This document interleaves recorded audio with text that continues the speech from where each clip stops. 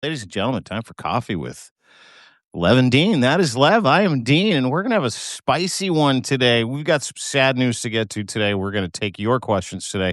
We've got a bunch of people that are going to come up with us, want to have a little chat today. It's been a few days. Just before I get going, Merry Christmas, Happy New Year, Happy Hanukkah to my dear friend, Mr. Lev Parnas, who's been just going at it over the past several days, right? Whether you're going at it on Substack with Midas Touch, you're going at it with the Putin regime, trying to support the beautiful people of Ukraine who absolutely got hammered again yesterday. We've got some news about our friend Alex from Voice of Ukraine, just some unbelievable images attacked yesterday, a couple of days ago, trying to deliver some aid. So we're going to get to all that today. Just how are you doing, dude? Like, it's been a while, right? You've been going hard, yeah. Yeah. So, first of all, I just want to start off by saying, I love all of you. I mean, thank you. I see everybody in there. Nick, Shane, Ellie, all our subscribers. I just want to say thank you, Pegs. God bless all of you. I mean, all of you coming in and supporting, because, like you said, I came to this movement. It's not about Showtime. That our platforms, like your platform, my platform, Zev's platform, Ellie's platform, we're here. Nick, Shane, all of us are trying to get the truth out. You know what I'm saying to you? We're trying to get to be able to go out there and really save our democracy. And people are going out there and supporting us and building and doing it. And I just can't take the bullshit. You know what I mean? I told that to everybody when I got on this platform. I said, don't invite me up if you don't want to hear the truth. Don't get if you don't want me, because I'm not gonna sugarcoat shit. I'm here to be able to undo a wrong that I feel a lot of responsibility for. So yeah, so this week has been crazy, man. It's been just like one thing another night, and I'm here with you guys today. So keep hitting those hearts. I know a lot of you have a lot of questions, and and I'm here to answer them, and I'm here. So I know if Dean has to go, I'll still stay. I'm in it for the long haul today. I haven't seen you okay. for a few days, and I miss your face. Oh, I love you. Awesome. So let me tell you guys, we have a full detail. First, I want to tell you everybody about Alexander. I want to give you an update because all your prayers and everything. God bless you.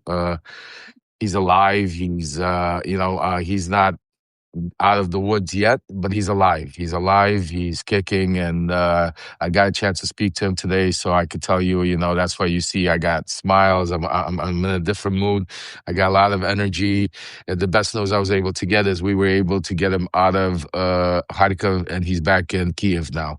It was very difficult because of the people there involved. Tonight I'm gonna, because there's so much to uncover and tell you of what happened. I'm gonna write a full Substack letter later today with pictures, videos, and all kinds of stuff to give you a full outline of what happened, what's going on, because they were targeted, and there's a lot. And but the most important thing I want to say is he's back in Kiev.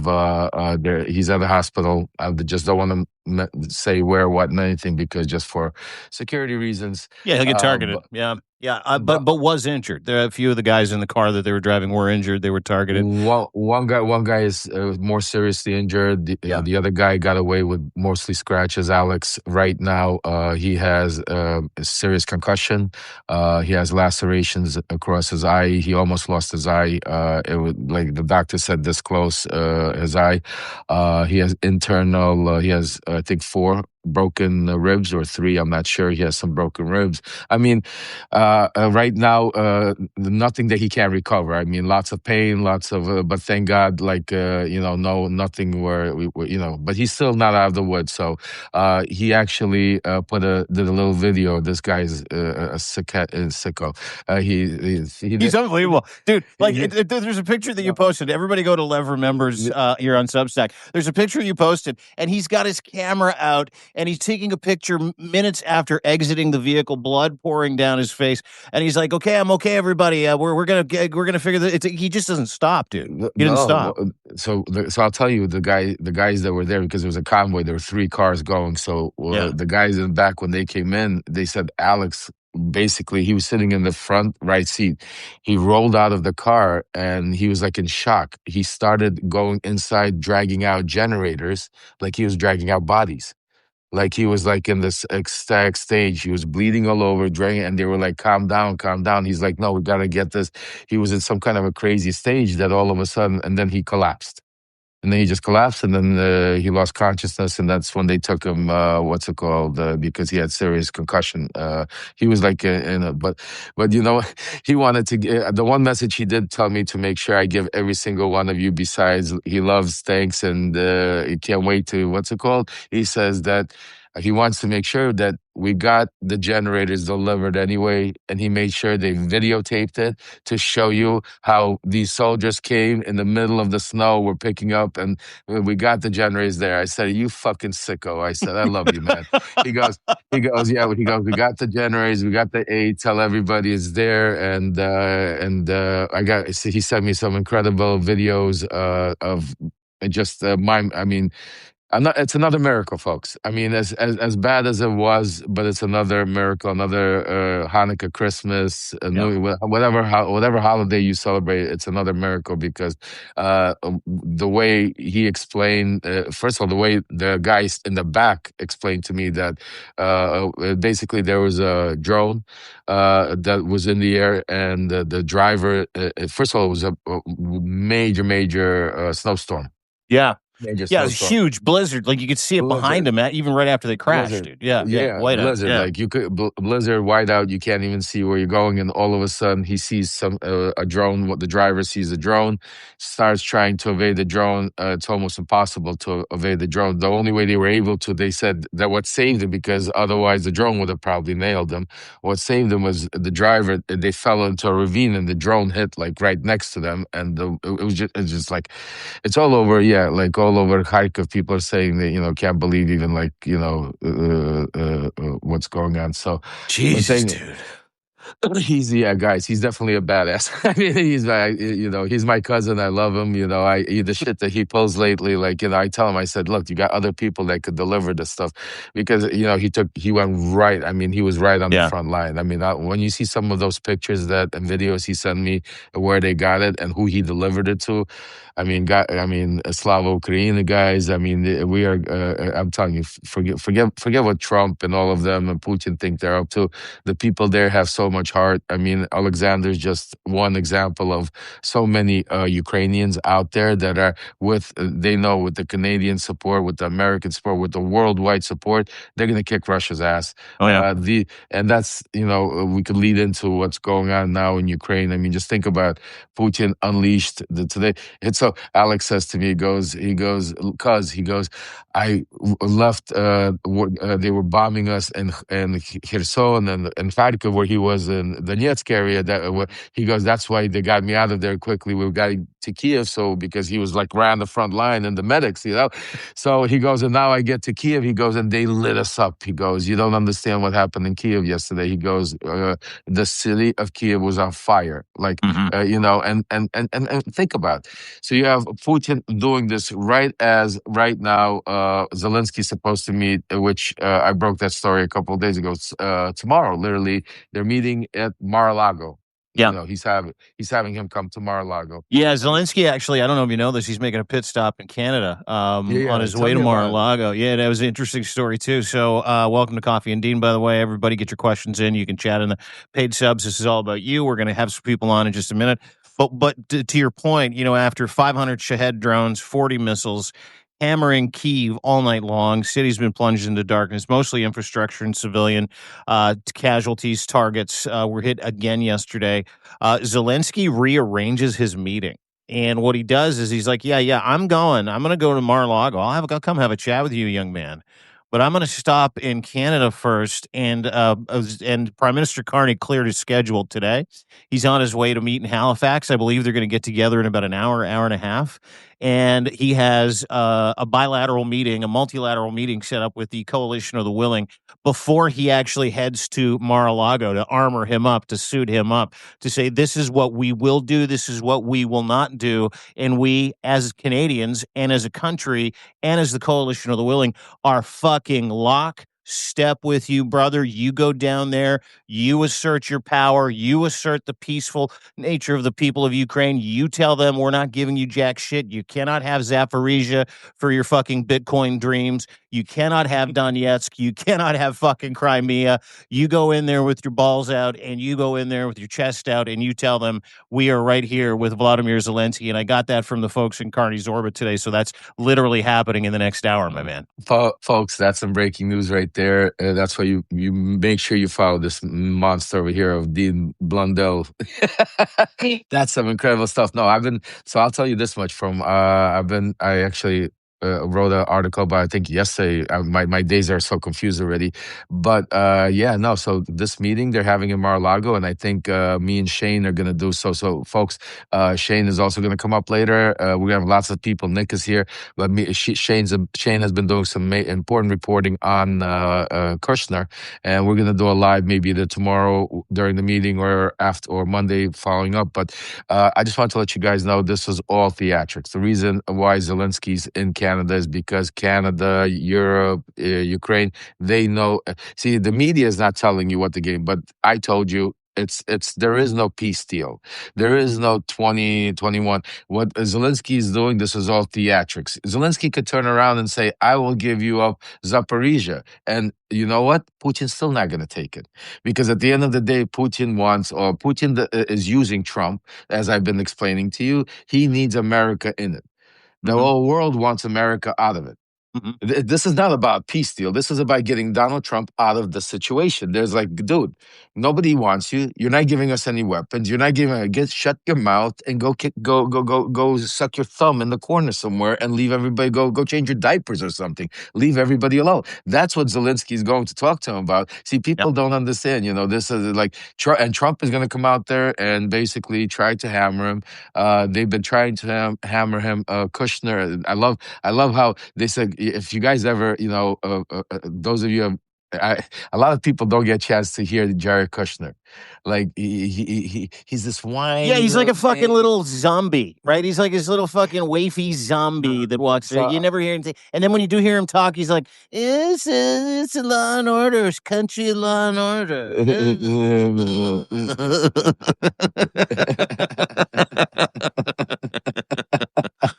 What's his fucking problem? I thought there was something wrong with him when I first saw Jared Kushner. Is he just is he just a henchman? What is he doing?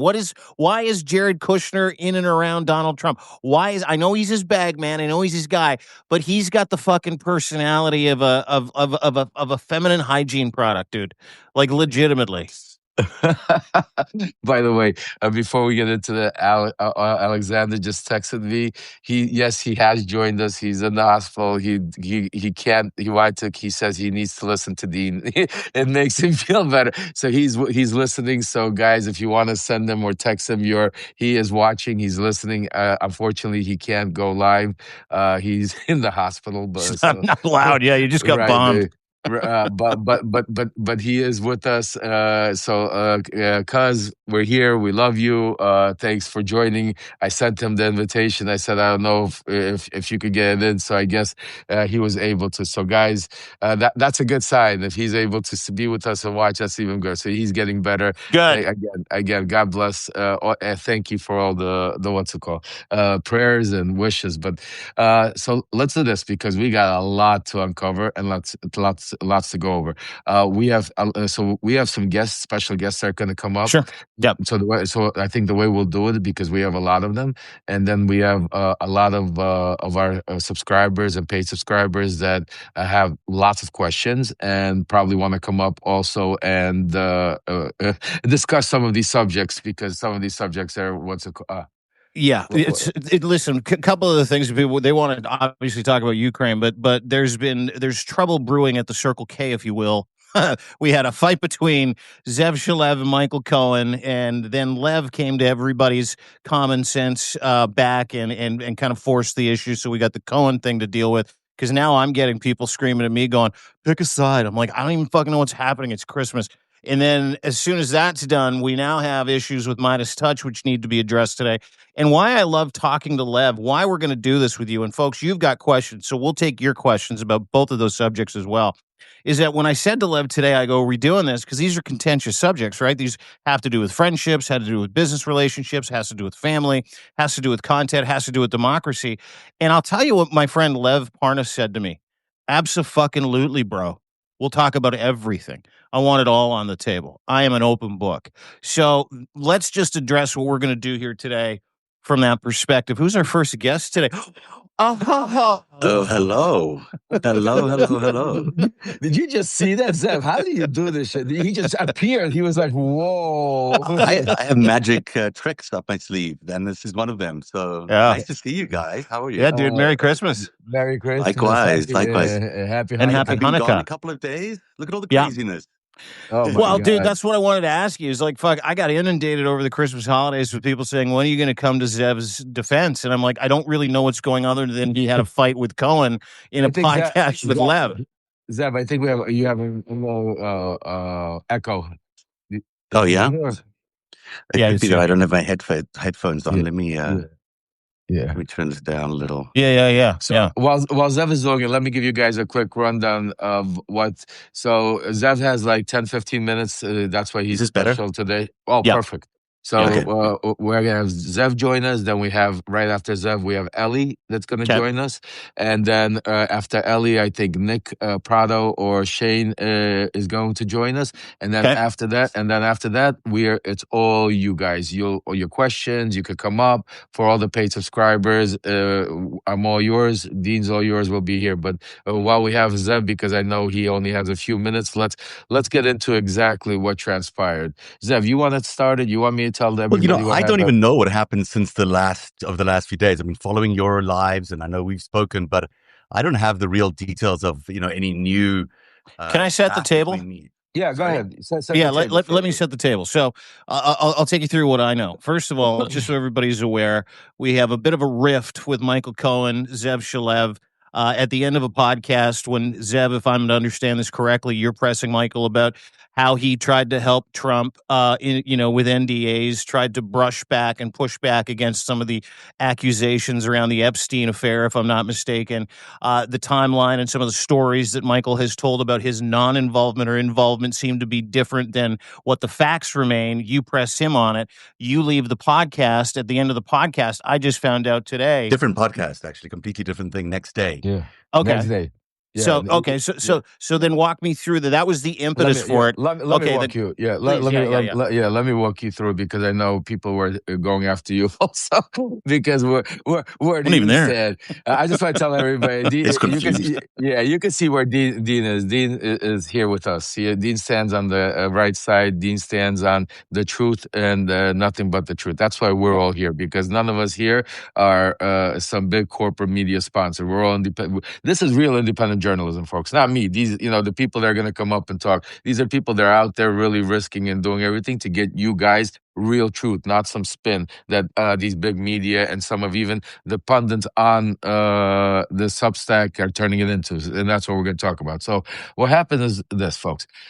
Listen, we were having a podcast that had to do with Donald Trump when he was having a speech. Zev called up, invited a nice panel. Ellie was there. I was there. You came up for a little bit. Wajahid Ali came up, and we invited Michael Cohen. And Zev asked me, he said, is it okay if we ask questions? Or I said, oh, absolutely. I said, I couldn't even imagine why not. Why would we be doing it if you're not going to ask questions? Right.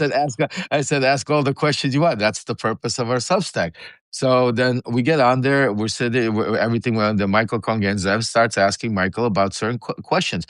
Now, Zev was not confrontational. Zev was not aggressive. Zev was not trying. There's no. He's none of those things. No. But there was no.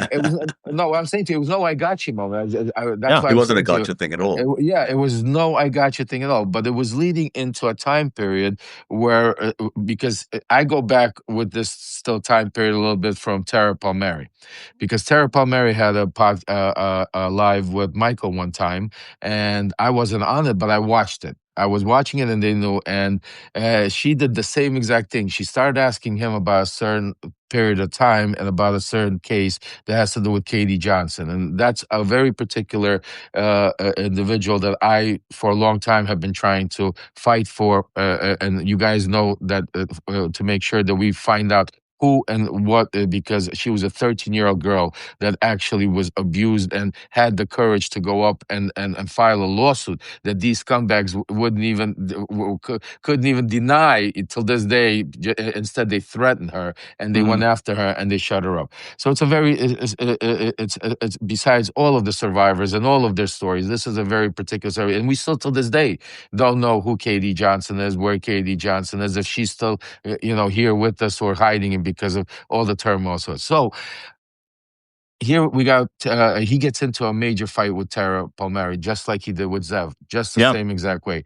So me and Tara spoke afterwards, and Tara said to me, "Hey, Lev, like where do you stand on this?" I said, "I don't stand with Michael Cohen on this." I said, "Tara, if you want to do a live or you want to talk," I said, "I'm not." I said, "I have a lot I could add to a lot of this time period, not to exactly Cohen." And me and Zev spoke about it, but I know a lot of the players and I know the time, and I could really, ask some questions that could really set the stage. And this is where we were like 3 weeks ago prior to happening. And this was already brewing, things were already happening, and the Epstein files. And the more Michael kept coming out and saying, release all the files, the more I kept coming out and saying, he's not releasing all the files. That's like a guy saying, hey, hold me back. I want to punch you when nobody's going to let you go punch the guy. You know what I mean? It was one of those moves. I'm from Brooklyn, so I could see those little things. You know what I'm saying to you? So I kept going. And then we're having Unleashed, our regular show that we used to have with Michael, me, and Malcolm.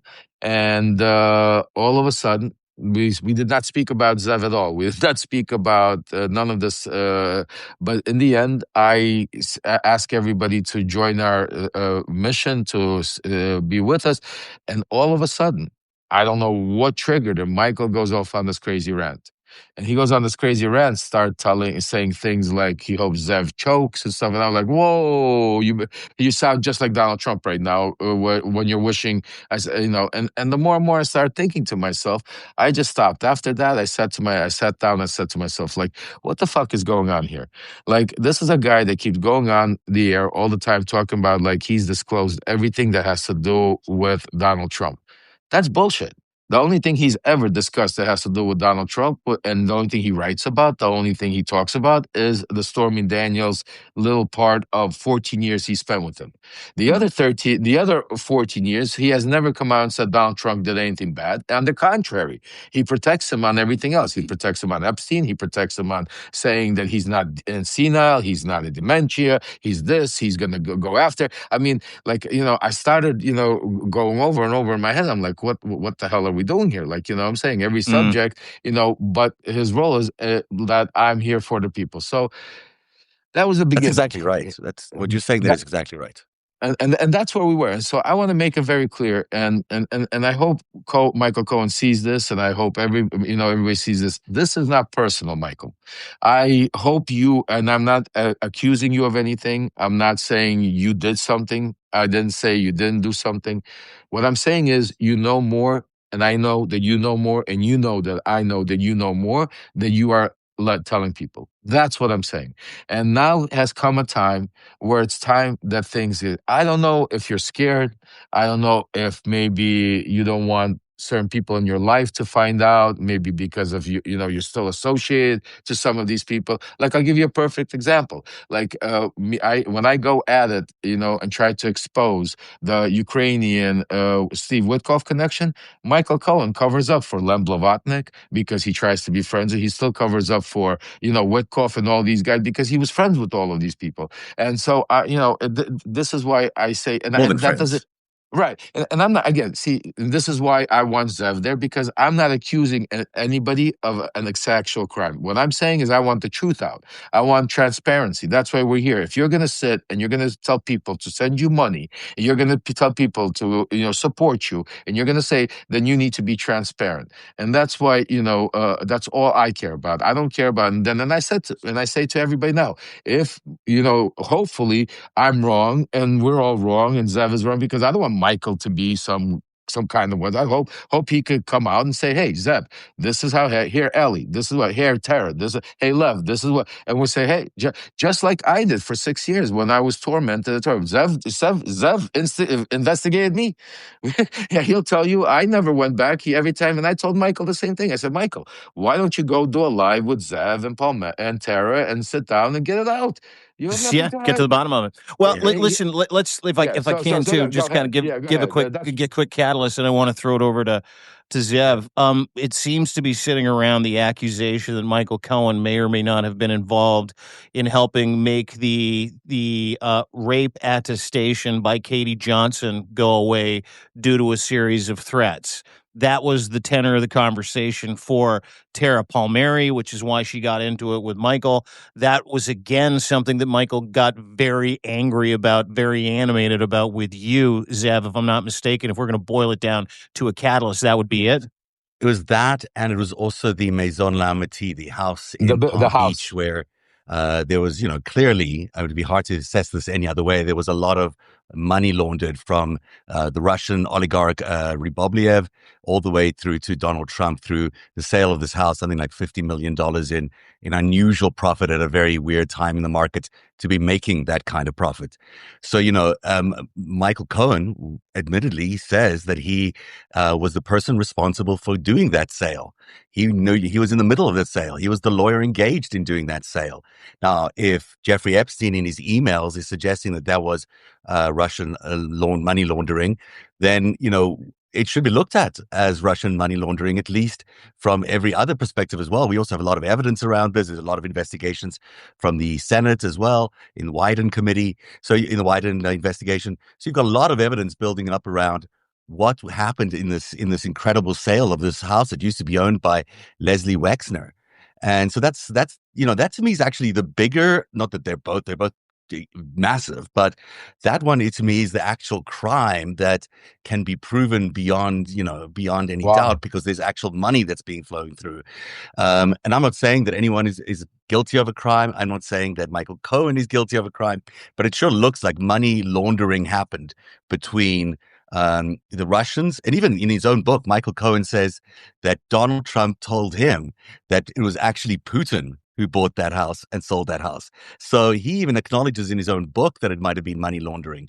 So to now step away and say, this is just ordinary real estate, this is just nothing to look at here, doesn't strike me as genuine. And because of that, it makes me want to look at it even more deeply. Like, why is this man who's coming clean, who's got all these, who says that he's helping fight Donald Trump, why is he not telling us the truth about this thing?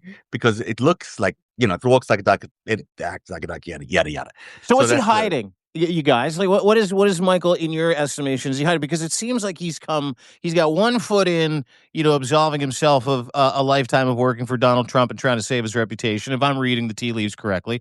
But he's still got his other foot firmly in, there are just certain aspects of criminality I will never fucking talk about. He was his fixer for many years. I don't know how many years. He was his fixer. All these allegations 14. that keep coming up in the Epstein files about, torrid things that Donald Trump allegedly did during his years with Michael Cohen was his fixer. Michael Cohen claims he knows none of those things, but that there are complaints in the FBI files about those things. So if he's his fixer and his lawyer, he should be able to at least say something about what happened during those periods of those years where there's all these credible allegations. I feel like, even though they were not, they didn't lead to a court charge or anything like that, but there were credible allegations. So you have to ask the question. Now with Katie Johnson, there's a lot of questions around Katie Johnson we just don't know how to answer. But he claims that he was involved in a case called the Jane Doe case, But the Jane Doe case is actually the Katie Johnson case refiled in New York by Lisa Bloom as the same case, but just filed under an anonymous name. So either there's another case we don't know about where Donald Trump and Jeffrey Epstein were accused of rape of a child, which would be stunning if there's another case. He should tell us more about that case if there is another one that exists, or these two cases are actually just the same case, and he's remembering it as Jane Doe, but actually it was Katie Johnson that he was dealing with. Now, he says he sent private investigators to this person's house, and the house turned out to be the wrong address. Well, why are you sending private investigators to someone's house who is accusing somebody of raping A child, a It's not- child, a a child. child? Yeah. A child. What You're is that? sending- Is that You saw, so right. So normal? you're sending right. Is it normal to send private investigators to a child's house that's saying accused to discuss with the child? I mean, it's just there's a lot of questions and that time period. And the one thing that Zev says 100 that keeps getting me really upset because we keep doing our show Unleashed, and he keeps touting that how well he knows Donald Trump, how he 14 years, he's side by side, that nothing happened in that office without him knowing it, that he was that nobody knows him better than him. I mean, this is the same thing until these questions are asked. As soon as you ask him a question about something like Ukraine or Epstein or some of these Russian oligarchs or stuff that really goes into, there's nothing. So then I sat back and I did what Zev does. I did a little investigative work, which I tried. I don't know how to do, but I started saying to myself, I took a piece of paper and a pen and I said to myself, he keeps saying he testified 8 times in Congress. He has this pitch going, right? What did he testify? It was the same thing. It was the same. I mean, out of the 14 years, Michael Cohen has not given us anything that Donald Trump has done wrong, except for trying to clear his name in 2 things. He's pissed off about that he was accused of something Russia. in the Russia report, and that's why he keeps calling it fake and tries to protect Trump on the Russia stuff. I mean, it's insane. And you know what I'm saying? And then the other thing is the what's it called, Stormy Daniels stuff, which he went to prison for. So he's pissed off at him because Trump should have went to prison with him. I feel for Michael he had to go to prison for Trump's dirty work. But that's it. We're not, and that's what I'm saying to you. Like, we don't get into these conversations where he sits down and says, you know what, I remember this deal where he did with, Pecker from, or I remember him doing this with this and this. None of that. The other thing that got me this is where I really got, me and my wife had a conversation, and this is where my wife also said to me, Lev, It's always the wife, eh? She straightens you out with the friends that she doesn't want you to have. Well, no, she but she knew where I was going. She knew where I was going because she hears me. She sits. She's like my right hand. She helps me with, So when I write my story, she sees where my head is going, And I said to her, I said, you know what? The one thing I remember, because I was close in those circles. When I say close, I was a young kid. I was running around as an interpreter. I was trying to be a hustler. I was doing that, but I saw, I was not one of them. I was not accepted as a billionaire and to be in one of those parties or so. Just understand, I was like a 17, 18, 19-year-old kid. But my ears and eyes, I saw people, I saw after, I heard, so I saw what was going on. And what I can tell you is, I remember very vividly that era, the 90s and the early, and that part of the early 2000s and everything. And I started saying to my wife, I said, the one thing is, Michael Cohen keeps saying, and is that he was either CEO or president of Donald Trump's what's it called, beauty pageants, the pageants, yeah, the beauty pageants. Epstein was Donald Trump's best friend. Why does Donald Trump need a teen Miss USA? Like, I mean, you already have Mary White, and at that time, so I started, saying to myself, like, these motherfuckers were probably somehow trafficking these. This is why, it was another way, instead of saying a modeling agency, I'm going to do a Miss Teen USA, because it's even bigger. You got all of these young girls that want to win this one prize, and they're getting all the, I mean, it's all of this starts to come to me, and I'm saying, like, why isn't Michael, I mean, okay, I can understand you want to like say it's not that bad, but to make to whitewash it to a point to say that Trump did not walk in, and you never seen Trump walk in and say that while the girls were naked, we always he when he said something crazy to the fact that I dealt with the parents and all the parents came to all of these events and they signed consent. I was like, what the fuck is he saying right now? Everybody knows that stuff happened backstage. Exactly. That's what I'm saying to you. Like this is this is simple. You could admit like this. Yeah. So these are the things that made me, and that's why when he brought my son on to try to whitewash himself, to try to make himself look like and ask him questions like I watched a little bit of that podcast. I wanted to throw up like talking about how he is. Did you watch the podcast? Well, hold it. Yeah, this is the one with Midas. Is that correct? He did. Yeah. Did he do a show on the Midas Network? Is that where this started to become an issue with you and Midas? Well, they're partners, of course. Midas promotes him. That's why that was one of my issues with Midas. I mean, that's their business. They could do it. I just told them, it's a big issue. It's a big issue. I said, you know what? Right now, what you guys are doing is the same thing all of these people did with Epstein. They knew that there was a problem. They still dealt with them. They still was. So if you're going to go on a show with Michael Cohen and you're going to go out there and you're going to support this, sit with him and say, release the Epstein files, you better be ready that if those Epstein files are released and Michael Cohen knows something about it, don't be the one that sits there and say, I know nothing. I wasn't doing a show with him because I'll come after you also. It's a warning to all of you out there that do your due diligence. That's why. So Michael used Aaron to justify his whitewashing of any alleged involvement with the Epstein files, with Epstein. Not just Epstein, just his name. So look at the time frame. So first of all, my son Aaron is the first one that warned me to stay away from Michael Cohen. So let's start off with that. Let's call us face it. My son is the one who would say, "What are you doing, Dad? Why are you doing this show?" And I'm like, whatever. So I'm not gonna go to our personal stuff. So that's why I know this is not just like my son is just such a good kid. He's trying to cover up for these certain people in the background because he doesn't want this all like to explode because he doesn't like controversy. My son, so that's why. But my son, never did a show on Michael Cohen. Just think about how many years they've been together, Midas and all of them under Midas. My son never did a show with Michael Cohen. So now all of a sudden, right? So now all of a sudden we have this controversy with what happened with Zev, what happened with with the Katie Johnson, with the Epstein stuff, right? We have all of this going on. I'm confronting in the background Michael Cohen every day, telling him, why don't you go sit down with Zev? Because I want this open. I keep pushing it. Me and Zev speak in the background. Zev will tell you. I was the one pushing it. Zev was like, listen, I'm like, no, bro, we're going to get to the bottom of this. Yeah. And so all of a sudden, miraculously, Michael Cohen needs a guest on the show Friday.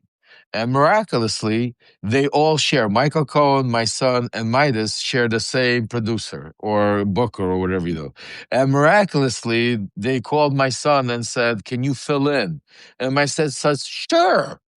My son that doesn't have a time to fart, let alone speak to his own family, said, sure, I'm going to go spend an hour on Michael Cohen's show and talk about Epstein and all kind, and make it seem like Michael Cohen now running. So Michael Cohen, what's he doing? He's running around Substack and everywhere else posting it. Look, me and Aaron agree on everything. Me and Aaron, because he sets up the question like all these people are trying. Aaron, he goes to all we want. Don't me and you agree? Or we want just the files to be released. Those type of questions where Aaron has to agree with them, and it's like clickbait. No, Zev. Look, we all have to be aware here that, and it's sad because it's getting on a family level, but these are operational things that people do in order to discredit people. You have been talking for weeks now in our shows that we've been doing that the Trump administration is building a campaign against you to discredit you. And then you have this, you have Aaron sort of weaponized, or I don't say weaponized, but certainly everyone knows that in order to get to you, boy, you get to your relationship with your son that you love so much. that's how you would, if you were doing an operation on somebody, that's how you would think.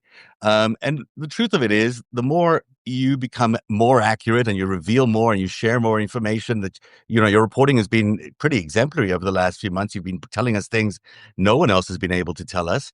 That The obviously best. gets people upset. Yep. And when that happens, they take action. And I've been through this myself before. I know what it feels like when you get to a certain point where you're pushing the boundaries of actual news. You're not just opining; you're telling people what's going on, which is certainly what I try to do on the on Narrative. When that happens, they push back, and they push back because they're a very powerful network of very, very wealthy, very successful, and also aligned with Russian people who are very interested in collapsing what we're doing, because they want to create basically there's this thing called what's it when you create a opposition, an active opposition against you. Um, Uh, there's a term in Russian. right, It's right, the right. espionage craft. Um, Оппозиция. Anyhow, but it's basically the idea is that you Anyway, set up and you yeah, basically set so, up your own opposition to your own self. So I'm not saying that anybody is involved in this, but there are obviously groups within the left who are also funded by malign influence and are also trying to shape the narrative from the left as much as they are from the right. And so there are very few actual independent people out there, actually, when you look at it. And oftentimes independent people are not given the limelight, are often shunned, or often put into the background, because that's just the way they like it. These guys have got power to create a network that is fully it blew up. Narrative predates MTN by years. They basically borrowed the idea from me, but good for them for iterating things. But I do find it kind of challenging to see how they've grown to the millions and millions of viewers they have, where I get shadow banned everywhere, and I can't get up above a certain number. I mean, that doesn't always add up, and maybe they're much better at what they do than I am. That's okay. But all I'm saying is, in all these years, I've never been invited onto the Midas network, not once at all. And I have covered stories that you think would be right there in their ballpark for all these years. So, and that's why Zev, and I'm sorry to interrupt you, my brother, yeah. but that is why I had my issue with Midas. They're separate issues. Michael Cohen and Midas for two. Sir, you're 100% right. And with Midas, and I spoke to Ben, and I said you became a product of your own, what you built against you when you started independent journalism. Because I remember the brothers when they started out, when they had nothing, when they had 100,000 subscribers on X back then, when they were nobody, when they were just starting out and they were just trolling Donald Trump. I was one of their biggest. If you take a look at all their interviews, I guarantee you, I'm the biggest draw of all their interviews. They made more I would money say on people me. like you and Cohen, to a lesser extent, guys like you, made that Midas Touch network, because that was when they exploded. Is when they grabbed you and started exploiting your stories, your content, your information. You started to address it. I didn't know that they existed until you came to the forefront, until you decided to start blowing the whistle, dude. Right, except for the difference between me and Cohen. With Cohen, they were partners. So with Cohen, they're partners. That's why they promote him everywhere. And that's why I said, I mean, I'm transparent. It is what it is. Everybody got to be transparent. I'm not partners with anybody. I'm not about the dollars and cents. Who is Listen, partners? Can I actually add something here that I think is important that everyone understands? There is an actual connection between Michael Cohen and Victor Vekselberg, and a company where he received $500,000, I think, in consulting for fees in lobbying. 2016 to backdoor stuff to Donald Trump. A lot of money by any stretch of the imagination. I mean, you can call it consulting, which is what they called it, or you can call it something else, but I'll call it consulting because that's what they said it was. That same Vekselberg guy, it's through Intrata, his company that they that his cousin runs called Renovo in the United States, but still Vexelberg. Vexelberg is also connected, by the way, to Ehud Barak, also connected, by the way, to Jeffrey Epstein, also connected, by All of the way, them. to Peter Thiel. But So but the funny part is you don't see Vexelberg's name in the Epstein files. You don't see any Russian oligarch name in the Epstein files. You don't see you no don't. Russian mention in the Epstein files. That's another part of But a you do story we're see going to him in touch the on. Ehud Barak emails. You do Yes, see him there. but you do, exactly, and listen, we're gonna see. I mean, we're with great investigators like Zev and Ellie and others out there. We're gonna get to the bottom of it. The problem is that is why what we are doing pushing. So I do want to say this because Zev doesn't have a lot of time, and I don't like to also talk about somebody we're not here. We're going to give Michael Cohen an opportunity to come and discuss all of this. Yeah, I got We just to tell you guys, boys, I am yeah. fascinated by the story because what it sounds to me like is that Michael would really appreciate an opportunity to, get on a Substack live with us and for us to say, hey, listen, we don't go behind your back. We don't tell you who you can talk to. We don't say we're going to destroy you. We're just here to get to the bottom of the story. And what is that story? What was your involvement? Is there something that you want to tell us? Is there something you want to absolve yourself of? To your point, which you said at the start of this whole thing, Lev, which I thought was fucking brilliant, which is why Zev and I, we talk about you behind your back, and it's always good. Why we love working with you, because you always, you mean what you say. You don't double speak. You put it on fucking Front Street, even with Ben from Midas Touch. And I happen to think they do a good job. You're like, hey, I want to talk to you. And Ben's like, I'm there. And you guys hash it out. You put it all on fucking Front Street, right? So it sounds like if Michael Cohen's a man of his word, I have no reason to assume he's not at this point, other than the fact that it would be really nice if he could help the world connect some dots, because there's some victims out there that would appreciate the help. And there's some information out there that he might have that needs to be shed light on. And if he wants to have that moment with us, we don't judge. We're more than welcome into every single person that wants to tell the truth so that victims can live a free and happy and hopeful life, so that America can stop being fucking defrauded. What's that? Let's do it on the Midas Network as well. Absolutely. Happy to do it on the Midas Network with the Midas guys. Let me stop you guys and tell you what we are going to do, because that's why we're here, because I want to give everybody an announcement. I've spoken also to Tara. I'm sure Ellie's going to come up. We'll see if she wants to join the panel. We are going to put together a panel, and we are going to have the Midas Touch hosted with Michael Cohen and Ben, and they're welcome to come there also. Anybody wants to come, we're going to have a panel, and it's going to be live in front of Substack. No fault. And I told, and I say, I want to repeat again, for everyone that sends me a message or sends me and tells me that I should not do this in public, that I should call, we should hash this out behind the scenes. You don't know me. I don't do that. I don't have secrets. That's why I have you want to talk. We're not going to go behind the scenes. We're going to hash it out right here, because there's nothing to hide. Here in front of each and every one of you. That's why you support us. That's why this is real independent journalism. We're not going to give you another CNN. That's why I told Ben. I said, Ben, I love you, but you've become another CNN. That's all I said. What Acosta? You guys, look, I don't want to sit here and bash Acosta and all these people, but look, but just think about it. I break news. I get a breaking news all of a sudden. I'll give you an example of how things happen and why I get so pissed off. Like Zev, which Zev is 100%. I feel him because I understand, because I'm not even a journalist. I get this from people that are risking their life. So I'll get one of my sources. They'll call me up and say, yo, this is going on, blah, blah, blah, blah, blah. I'm sitting this right now thinking, okay, how do I maximize to make sure that we get the news out quickly? Yes, I could go live, and that's what will happen. But I start thinking, who can I call and go live with me to maximize the attention, right? To get breaking news out. So who the people I start texting are Ben Midas, Acosta, Katie Fang, and the list goes on. And nobody fucking responds. and you know how I get the responses I get from people are like, I'm booked this week, or let's do something 2 weeks from now. I'm like, 2 weeks from now, I'm not. What, you're gonna promote my book 2 weeks? It's from fucking breaking news. It's not 2 weeks from now. I'm giving you, and again, listen. I don't need to go on your show. I don't need to go. Listen, I don't need to go on your show. I don't need the irony, but break the news. What pisses me off is like this whole thing. Another thing that got to me you really, what's it called? Who somebody said, listen to your son. Listen to my son. What do you mean by that? Who is that there that made that comment? What did my son say? Did you see that?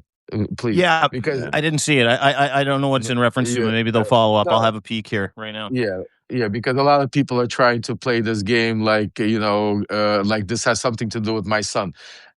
This has nothing to do with my son, so keep my son's name out of it. Don't bring my son in. My son is being used by them to go out there to tell It's me, your whole Dad, fucking please issue. stop. Yes, Correct. This is yes. the issue. So don't get involved. I love my son. Me and my son will handle everything. The Yeah. one thing I will tell you that we will do behind the scenes, not in front of you, is me and my son.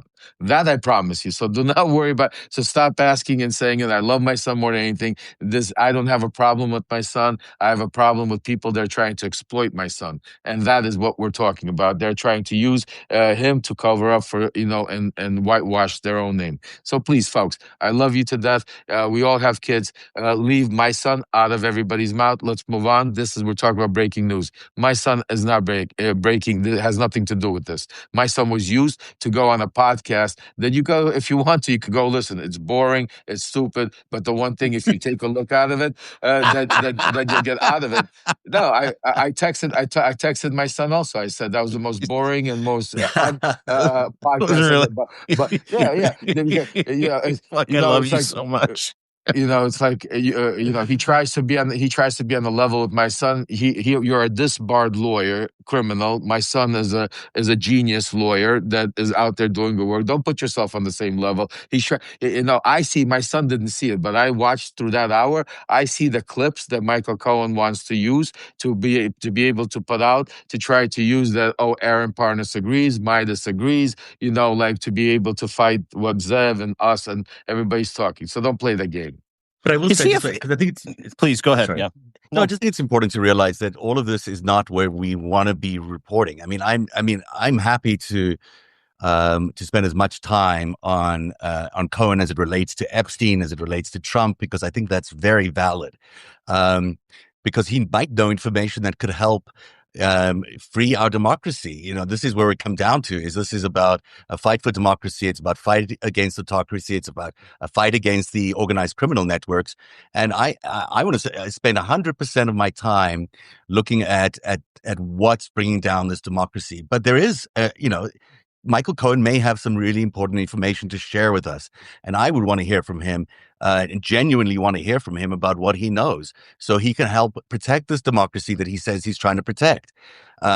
Just simply saying he didn't see anything, nothing happened, that to me doesn't fit all the evidence we're seeing. We're seeing so much evidence and it's not happening. And he's what he's commenting is not matching that.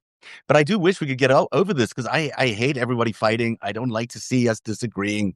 I've had my difficulties with a lot of people who do over the years because of operations and reputation attacks have not wanted to do stuff with me.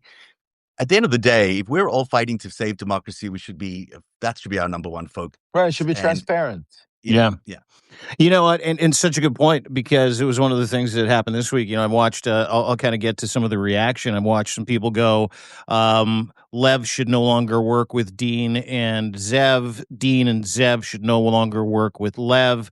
Michael's bad news. Lev's bad news. Dean's a gangster. Zev's a gangster. Lev's everybody's a fucking gangster. Get out of it. And you know what? That is by design. And let me just explain something to everybody watching. We got a few thousand people that are on the horn with us. These three gentlemen in front of me, they're my friends. I will ride or die with these guys when it comes to content. They have never lied to me. They have never let me down. They have always shown up. They have never, ever tried to double cross me. They have never sewered me, and they don't do that to people. So when we're talking about a gentleman who's not on this show, and he should be, Michael should be on this show. That's stuff that he's engaged with. We're talking about that, and we shouldn't be because it distracts us from the job at hand. And the job at hand is saving democracy. The job at hand is affirming and informing you that you're not crazy, that we have a job to do to save democracy, and there are always going to be double agents when it comes to content in this space. I watch some people that you and I have had, Zev, on the show in the past from the Radicalized Pod go after us here on Substack. No idea why. That's from the extreme left, to your point. On the extreme right, you have other people saying the same thing, whether it be Juno News or the same mouth-breathing cucks from MAGA, Maple MAGA, saying the same thing. And all they're trying to do is destroy our reputation and upset the fruit basket and the synergy in these reputations and the work that we do. And it's not going to fucking happen. Like, I don't know what I need to tell you, but that man's Lev Parnas sitting across from me has done time in fucking solitary confinement. I've been in the hinterland for a long time. Zev has gone through the career cul-de-sac. We found each other. We're not letting go, and we're not letting go of the truth, and we're not letting go of getting to the bottom of it. And if anybody out there wants to interject their kind of bullshit idea into our relationships in our world, we're not going to put up with it. We're just going to keep going forward. And we're going to spend as little time on this shit as possible because we're not the stories, right? Yeah. Midas Touch isn't the story. Lev's not the story. Zev's not the story. The story is Donald Trump in America. The story is pedophilia. The story is victims that have lived in horrific PTSD, anxiety-filled lives for the past 30 fucking years. We're not taking our eyes off that. And we're going to keep going forward. And I just need to say that before you leave, Zev. I want everybody to know that these three gentlemen on this call, we're fucking lockstep. And that's not going to change for democracy, for the truth, for the right thing. Absolutely. And before Zev goes, I want everybody out there, make sure, go hit that Chiron, make sure everybody goes follow Zev and Dean, cross-pollinate, build a community. One of the things I just want to say, and I never do this, and I talk about with people, but it was a comment that Michael Cohen made to me that really got me really going. When I said to him, why don't you respond to Zev? You know what he said to me? He said, he only has 17,000 subscribers. Who the fuck is he? Yeah.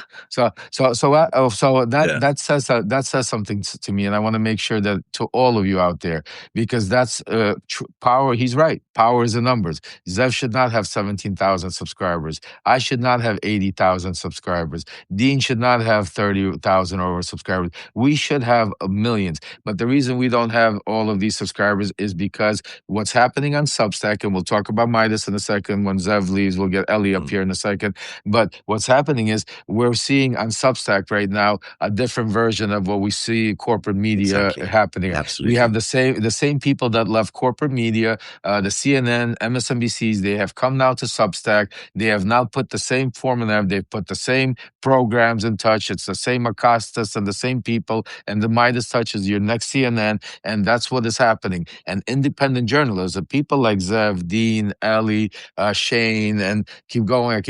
These people, because I'm not an independent journalist. I don't consider myself. I'm just trying to get to save our democracy any way I can, crawling it step by step. So that's what I want to say to you. It's very important. This is what we're talking about. We're talking about the only way we're going to be able to save our democracy, the only way we're going to be able to beat the evil is if we join forces and stop, I don't know what other word to use. In Brooklyn, they would say cock block. They have to stop.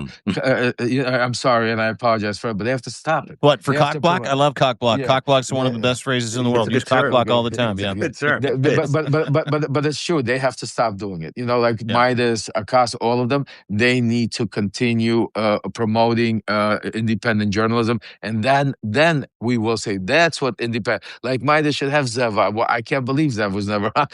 You know what, Zev? I can't believe, because think about it, 10 months. Why am I fighting? They haven't reported any of the news I've broken. Just think about that, Zev.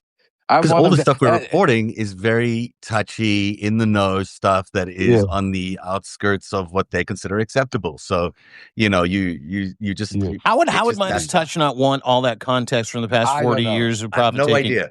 I have no idea. I'm a good resource for them, regardless. I can tell them a lot about Epstein.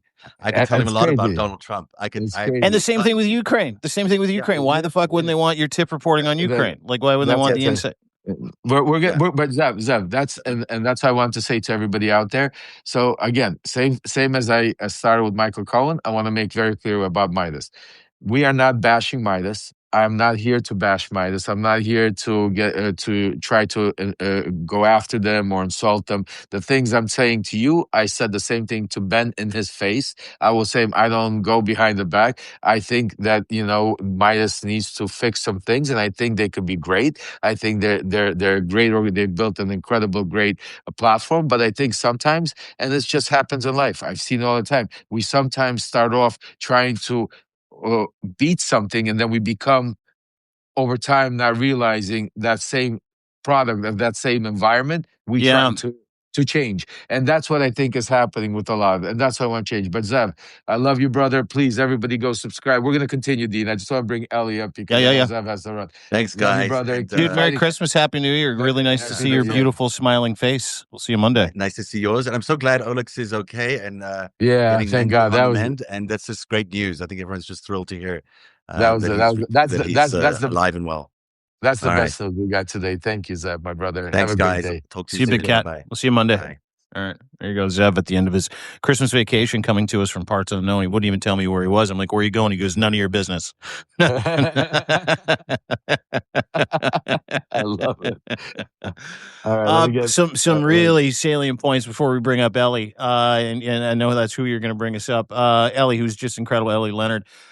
Salient points there is that we're just a bunch of people moving in the same direction. And if you're going to try and throw a spoke in the wheel, we're just going to keep fucking moving forward. And we're going to ask for accountability. And we're going to need you to prove that you are right. We're going to need facts. We're going to need, if we're going to move this thing down the road, we're going to need people like Ellie Leonard, ladies and gentlemen. Guys.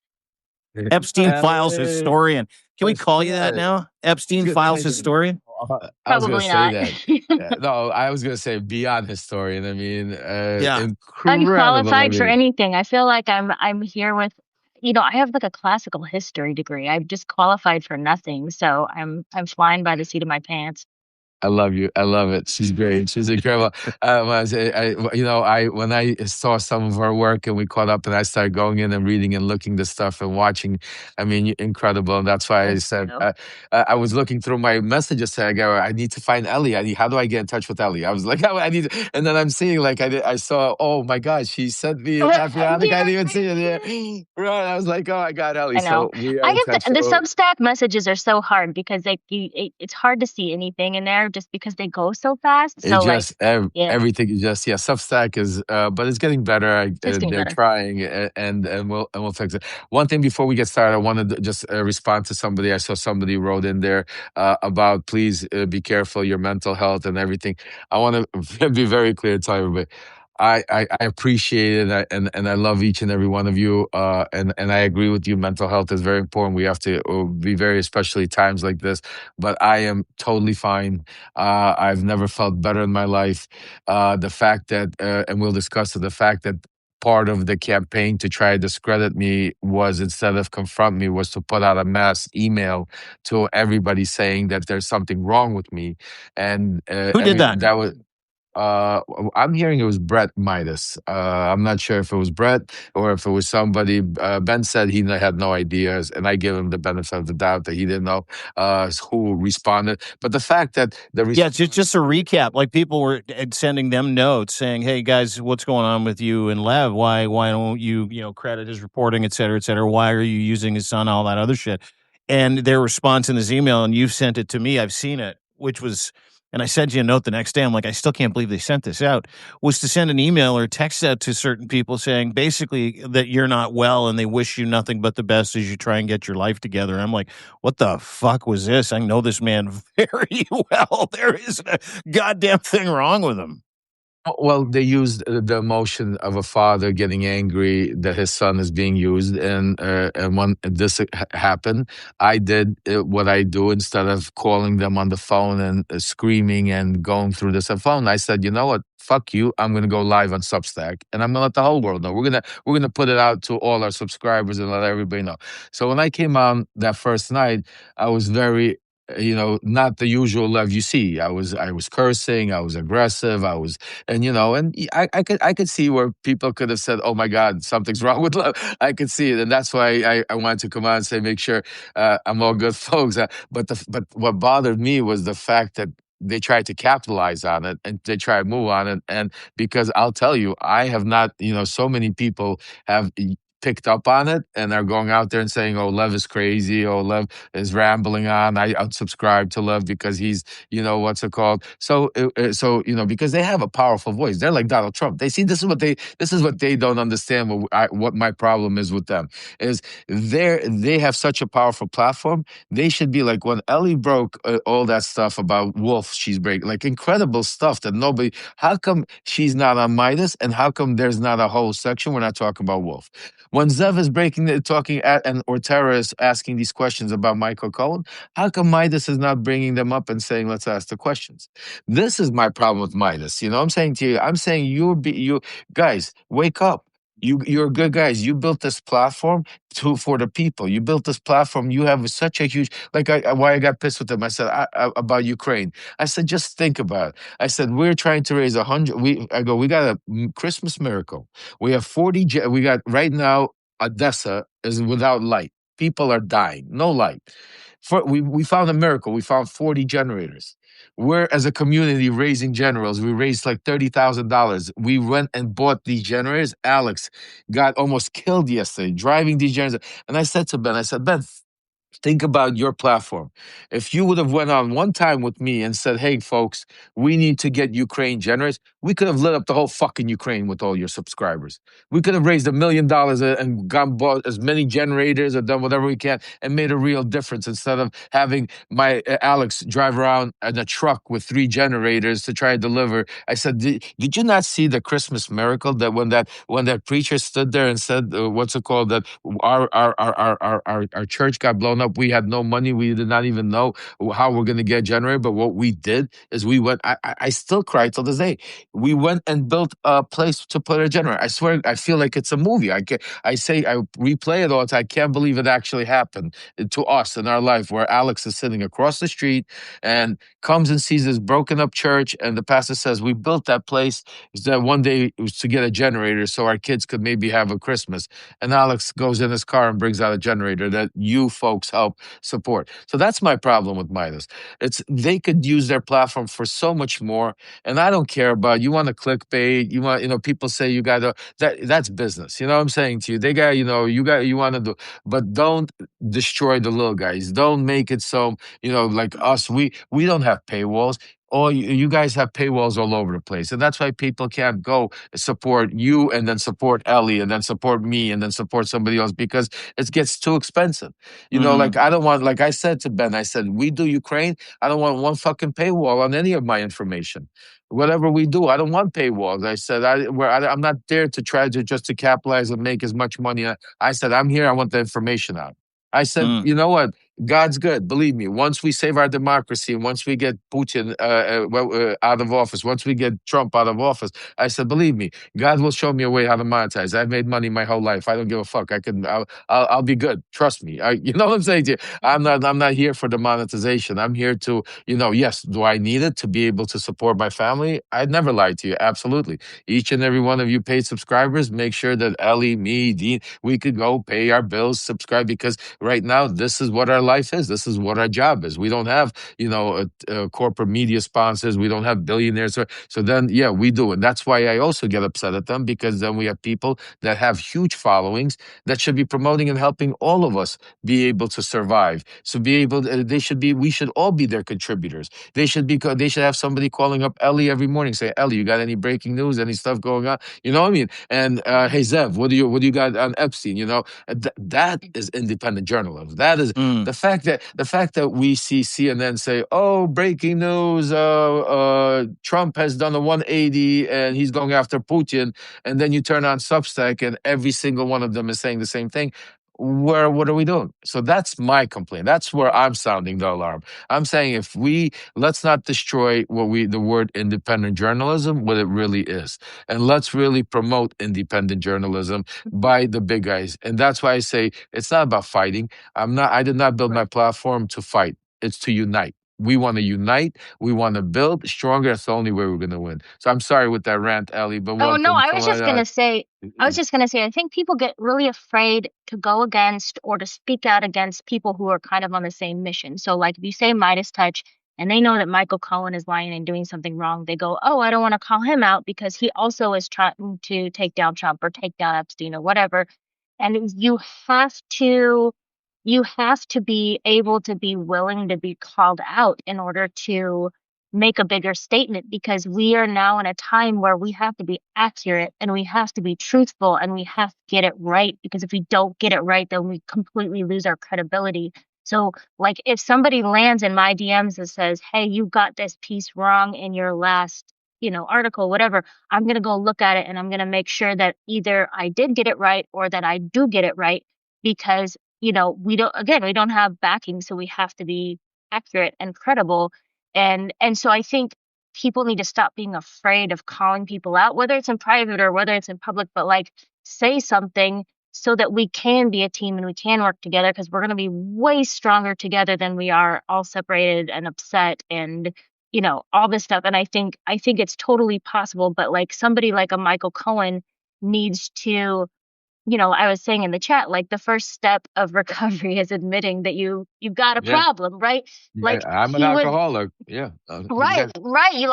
He will be so much better off and safer and more productive and, bigger when he admits the things that he's done and he can move forward and like do the things that he wants to do, that he's trying to do.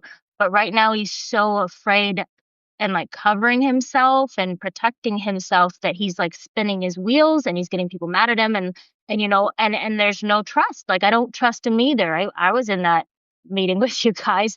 I don't know if you saw how uncomfortable I was. I've got a lot of I watched your face a little bit during that, and I can tell you that there's one thing I know about my friend Ellie Leonard: not a fan of confrontation. No, I am not a born journalist. I am not gonna I was just like I was having these flashbacks of like watching my parents argue and getting all weird and performative and like dancing into the room and like telling jokes and trying to fix it. I'm not good at that, and so I'm sitting there and I'm listening, and I went into that open because, okay, let me backtrack a little. So I've never met Michael Cohen. The only interaction I've ever had with him was I had spoken up because in the proffer with Ghislaine Maxwell and Todd Blanche, she had said the name of a Jane Doe and it had not been redacted. And this was not a public Jane Doe. And so I had been talking about that. I had been trying to like get the word out without saying the name of this woman, that a name of a Jane Doe had been exposed. And so I was watching one of his lives, and when I was in the chat, I wasn't even saying anything. People started mentioning this thing that I had been bringing up. And he thought that I had been talking about Katie Johnson, which I wasn't. But that's who he thought I was talking about. And he started getting really upset and bringing up my name and getting very defensive. And meanwhile, I'm not saying anything in the chat. I'm just there. And I remember thinking, like, that is wild. Like, why is he so upset? Why is he so defensive? Like, he's never met me. And then, we got off the chat and I kind of just like, well, maybe he'll forget about this and forget who I am. And I think he did. And then I ended up in this panel, last minute. And I was like, oh, it's Michael Cohen. And I don't think and I was like, it's like 10:30 at night. And he goes, oh, Emmy. And I was like, hi, Michael Cohen. And then this whole thing happened with the Katie Johnson thing again. And I just thought, that's twice. There's something very uncomfortable there. And then the thing that stuck with me that he said was, in all the years, 14 years that he worked with Donald Trump, he never heard the name of Epstein once. And that's impossible. That's impossible. Like I can't wrap my head around that could ever be true. Thank you. And that was a thing where I went, hold on, we're not there yet. And so and that's a nice way to say we're not there yet. And Zev was so level-headed. I'm just like, oh, okay, so he's so much better at me than this. And so I'm like messaging him like offline. I'm like texting him and I'm texting Nick like, what's going on? And then I was like, Zev, go, keep going. But meanwhile, I'm just like shriveling into like this little hole and trying to disappear. But I'm glad I was there for it. I just, I also know my strengths and what are not. So can I ask you a question? Let me ask you a question. You've obviously been through every single one of the Epstein files, pictures, emails. You're one of the very few people on this planet that has We've got Lev Parnas with intimate knowledge sitting across from us, from the people, from 20, 30 years of knowing each individual actor. And he's asking for transparency. You're listening to Michael Cohen kind of dance around Zev's questioning about whether Jane Doe is Katie Johnson. Did you read anything over the past, I don't know, couple of months, specifically in the latest, last two tranches that we've seen where you're like, okay, Michael Cohen is definitely, he definitely needs a timeout, and Michael Cohen definitely needs to come to Jesus moment because there is no way he doesn't know anything about this? I think no, and I haven't come across his name at all. But I also think in those first couple batches, it was going to be to take down anybody who couldn't take down Trump. You know what I mean? Like, so he's not, even though Trump and Cohen are on the outs, Cohen knows a lot about Donald Trump, and he's not going to he's not going to mess with him because he knows he's if he provides us with documents that has Michael Cohen in him, then that opens up Michael Cohen to unleash everything he knows about Donald Trump. And so I think he's probably being a little bit careful with that. So the first batch is now. We have this last batch that's 30,000. I've gotten through 4,800 pages of it. There are 30,000 pages of it. So I've still got a ways to go. Let's fucking go. Every night. I'm just sitting here like my scroll button has like a crack through it. So I'll get you a new one. Okay, thanks. But I if he's in there, he's going to show up. And the redactions are getting worse and worse. I've gotten to points where like the redactions are like, you can see the letters above and below the redaction, so you can still read their names. I think people got a little frantic. And so I don't know, but I just find it impossible. It's all these people. It's all like the Michael Wolffs and the Michael Cohens being in the room for a decade plus and not knowing anything it's impossible to me. I can't fathom it. Yes. Lev Parnas, hand up. Yes, Lev, go ahead. Welcome to Coffee and Tea with you and me. I'm like Arnold Horsek. I got. So let me help you guys, because Michael Cohen was definitely in the records, and we've already seen it, but we just skimmed through because Michael Cohen is a genius how he manipulates everything.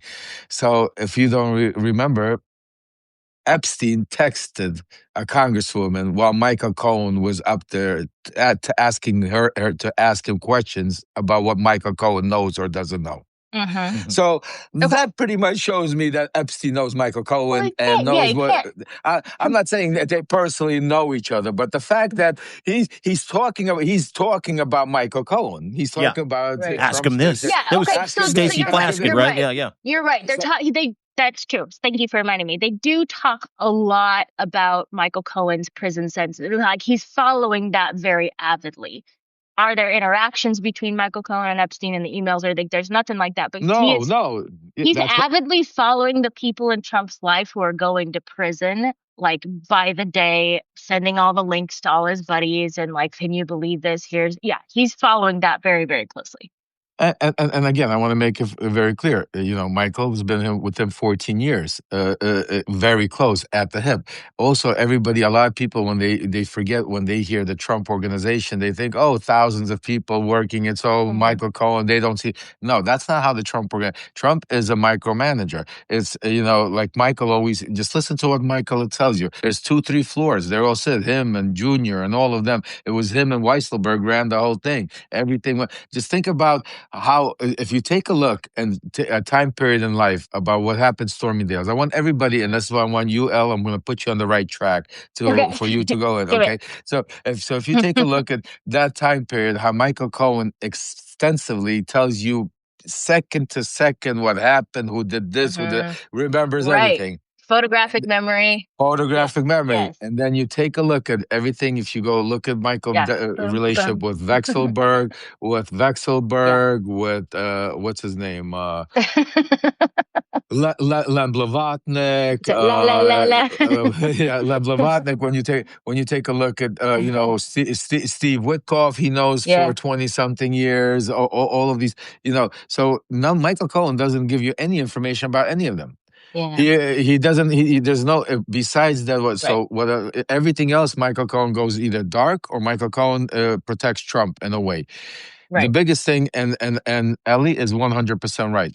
Michael Cohen knows for a fact that some of those things for Trump to be able to go after Cohen, he would really go after himself, and that's why That's why Cohen. Oh, That's why if you know this, I'm sorry, Ali. If you know this, one of no, the go other ahead. thing that he does, these are important things that because I've dealt with with some of the most powerful people in the world, and I pick up on these things. He keeps saying, I don't care. I don't want to speak speculation. I don't want anybody to speculate Yeah, about you do. anything. He goes, I just want you to release all the files. Release all the files, and then we don't want to speculate because I don't speculate. Release all. He says that because he knows they're not going to release all the files. He Right. knows Well, that he doesn't want to speculate because he's the yeah. one they're going to speculate about. Go ahead, Elliot. But well, I was gonna say I was really, really surprised that he brought up that he was part of the deal with that house in Palm Beach. I thought, I feel like Yeah, he probably wished he didn't say that because, you know, in these emails that go back so far, they're going back to almost the 90s, like when nobody suspected anybody was going to be reading the emails, they were not going to be a part of any record or FBI. You have you have Epstein kind of dropping these little hints of the things he knows about Trump and and most of it you can tell that he's talking about offline with his buddies and then they sort of like email, but they're speaking about it offline and we're not reading it. The house deal and the corruption of the house deal is the one thing that he just dumps on because he's like, here's the details, here's what went down. Trump didn't have $44 million, but all of a sudden he did. And then he turned around and he doubled it and he sold it off to the Russian oligarch. And then he talks about the electrical union like mob issues and like he just starts dropping all this stuff about this house and that's the one thing he's very, very clear about and had no idea anybody was going to read, which I do give credibility to. If he thinks nobody's reading these emails, then I give credibility to the things that he's saying.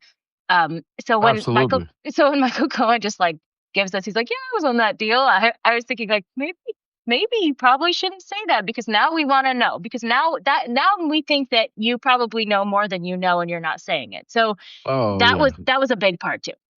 And you gotta also remember, which I'm gonna give a lot of more breaking news to you Hmm. folks, so that you could go do a little bit, because when we bring Michael Cohen on, we could talk about all these things. See, people don't see. I know Michael Cohen for over 40 years. I know Michael Cohen's whole history. I know his uncle. I know all the gangsters he's been around. And there's also a very interesting person in Michael Cohen's life that nobody ever talks about. What brings Michael Cohen into that world of Russian organized, whatever you want to call it, is Michael Cohen's father-in-law. Uh, and that was a Which you very kind of brought up. You kind of brought up, and then there was like, ah, okay. I So was Do spiraling tell. at that point. so again, we're not bashing Michael. We're not. It's Hmm. not about bashing Michael Cohen. The Right, reason why we're saying these things is because Michael Cohen himself has put himself in this position because right, of the way he's reacted to Tara Palmieri, B, the way he's reacted to Ellie, C, the way he's reacted to Zev, and he tried to whitewash it all by taking my son on the show and pretending everything is lottie-dottie. So right. that's why we're here. We are going to put together, and Ellie, I invite you to be on that Yes, I'll panel be with wrapped us. in a blanket. Yes, yeah. Hey, we wrap that back in. I'll be And, drinking tea and trying to stay calm. and we are going to definitely get to the bottom of it. We're going to put together, because look, this is what I want to say. I I don't think believe. that's the whole thing, Lev. Well, Listen, yeah. you and I, we've had a very constructive conversation about the beef here, right? And all we're doing, like men and women, is we're saying, hey, it doesn't make any sense. There's some stuff here that needs to be explained. Can you explain it?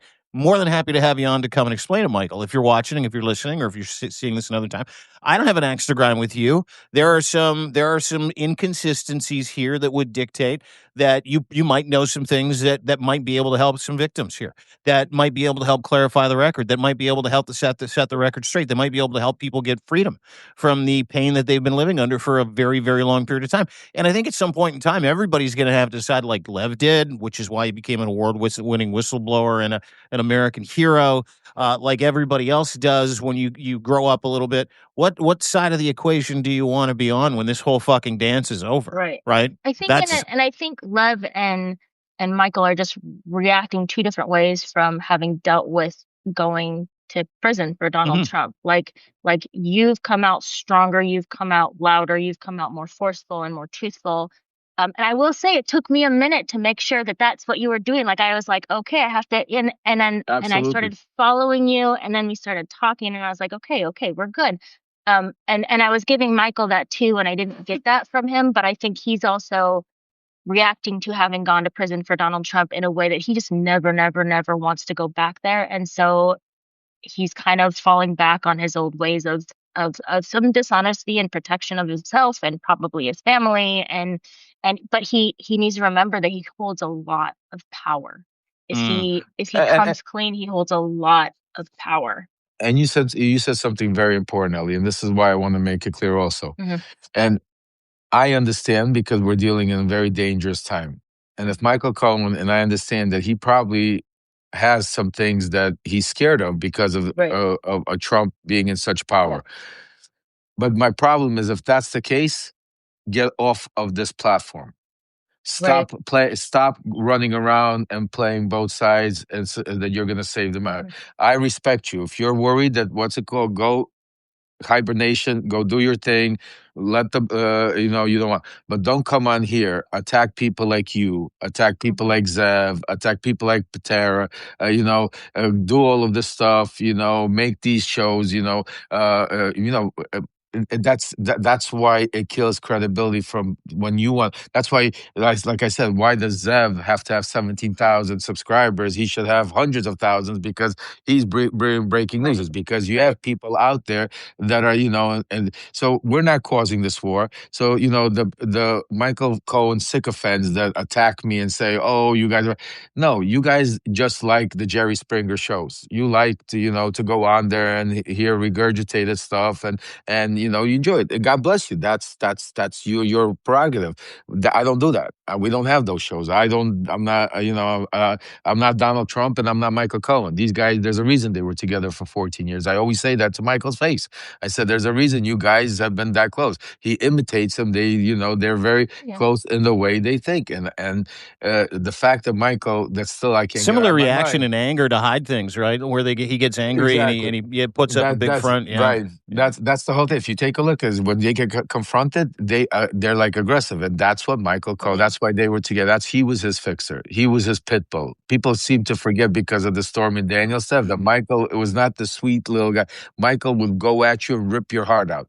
Michael, trust me when I tell you, if you would have known Michael before he went to prison, you wouldn't have stood next to him. Remember, this is a guy that would want to he would probably still take a bullet for Donald Trump if he gave him a pardon. So I'll put it that way. That's my feeling. But that's nothing bad about Michael. I mean, it's just, that's who he is. But again, let's not keep riffing on Michael. We are going to do an official show. We're going to give him an official invitation, and we're going to I'm going to ask Midas to put it on their platform, so we could get the most viewed audience of it. And they're also welcome. We'll ask Waj if he wants to come. We could have a very big panel. Invite Aaron back so we can get a redo. We'll get us all on the same thing. I don't. I want everybody to leave Aaron out of it. All right. Aaron, unfortunately, because of these assholes and all of this, me and my son Aaron are not speaking right now, because it's like, I'm sorry, dude. And I love I love him more than anything, but he's now put in this weird position, so it's hard. But he's a big boy. We will get through it. God is good, and the truth comes out and everything. And like I said, he might be pissed at me right now, but one day he'll thank me, because he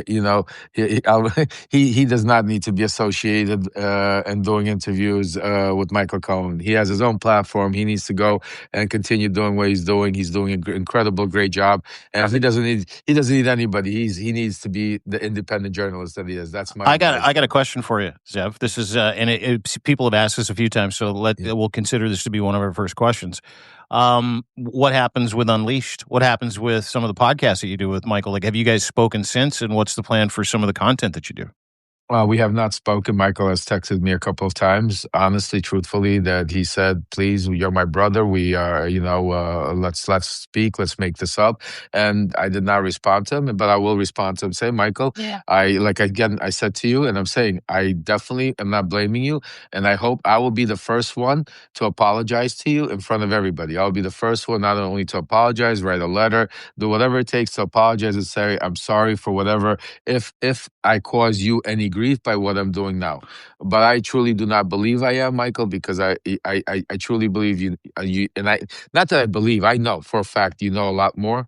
Me and you lived in that world. We know the same people. We know what's going on, and it is what it is. And and it's time to tell the truth. And the other thing I wanted to say is, Ellie, just make sure put a time slot. Everybody on Monday at 11:30. I'm gonna have. I'm not gonna mention a name yet, but one of the Epstein, the survivors' lawyers with me as a special guest on Lev Remembers.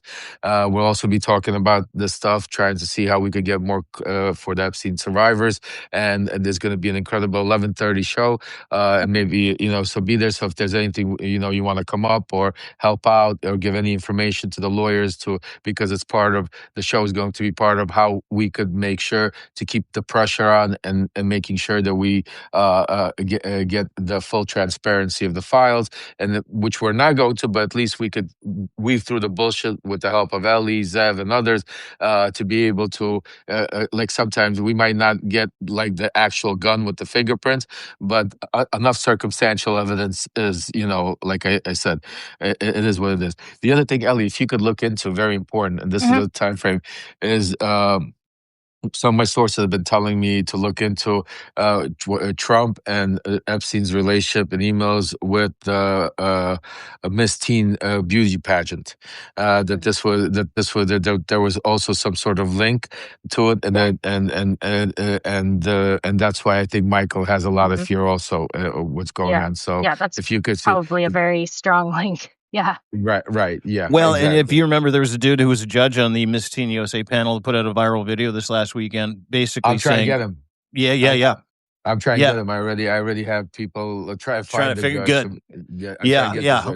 Because he brought up a good point. Is that it kind of leans into the stuff that Michael did or didn't see, or anybody around Michael that did or didn't see anything. There's like the Nancy Odells and the Billy Bushes of the world. Everybody that was involved in Miss Teen USA, right? Is that you need to start having conversations with those people. There are no heroes in that circle of celebrities as well. People that have that information, right? Did you see that letter? Did you see the letter from Donald Trump to Vladimir Putin inviting him to the Miss Teen USA pageant from 2013? No, I didn't see that. I can't believe. Wow. Yeah, that just he wanted him to come. He was like, "We would love to have you here." 2013, running for president 2 years later. Yeah, and Michael was the president or CEO of Miss Teen USA. So, folks, we have a lot. I just wanted to say we have a lot of questions. We're not going to stop. Ellie, thank you so much for joining us. Please stay on because I think we have Shane joining us next. We have a whole bunch of people, but stay on, please. Thanks, Al. Keep texting. Yeah.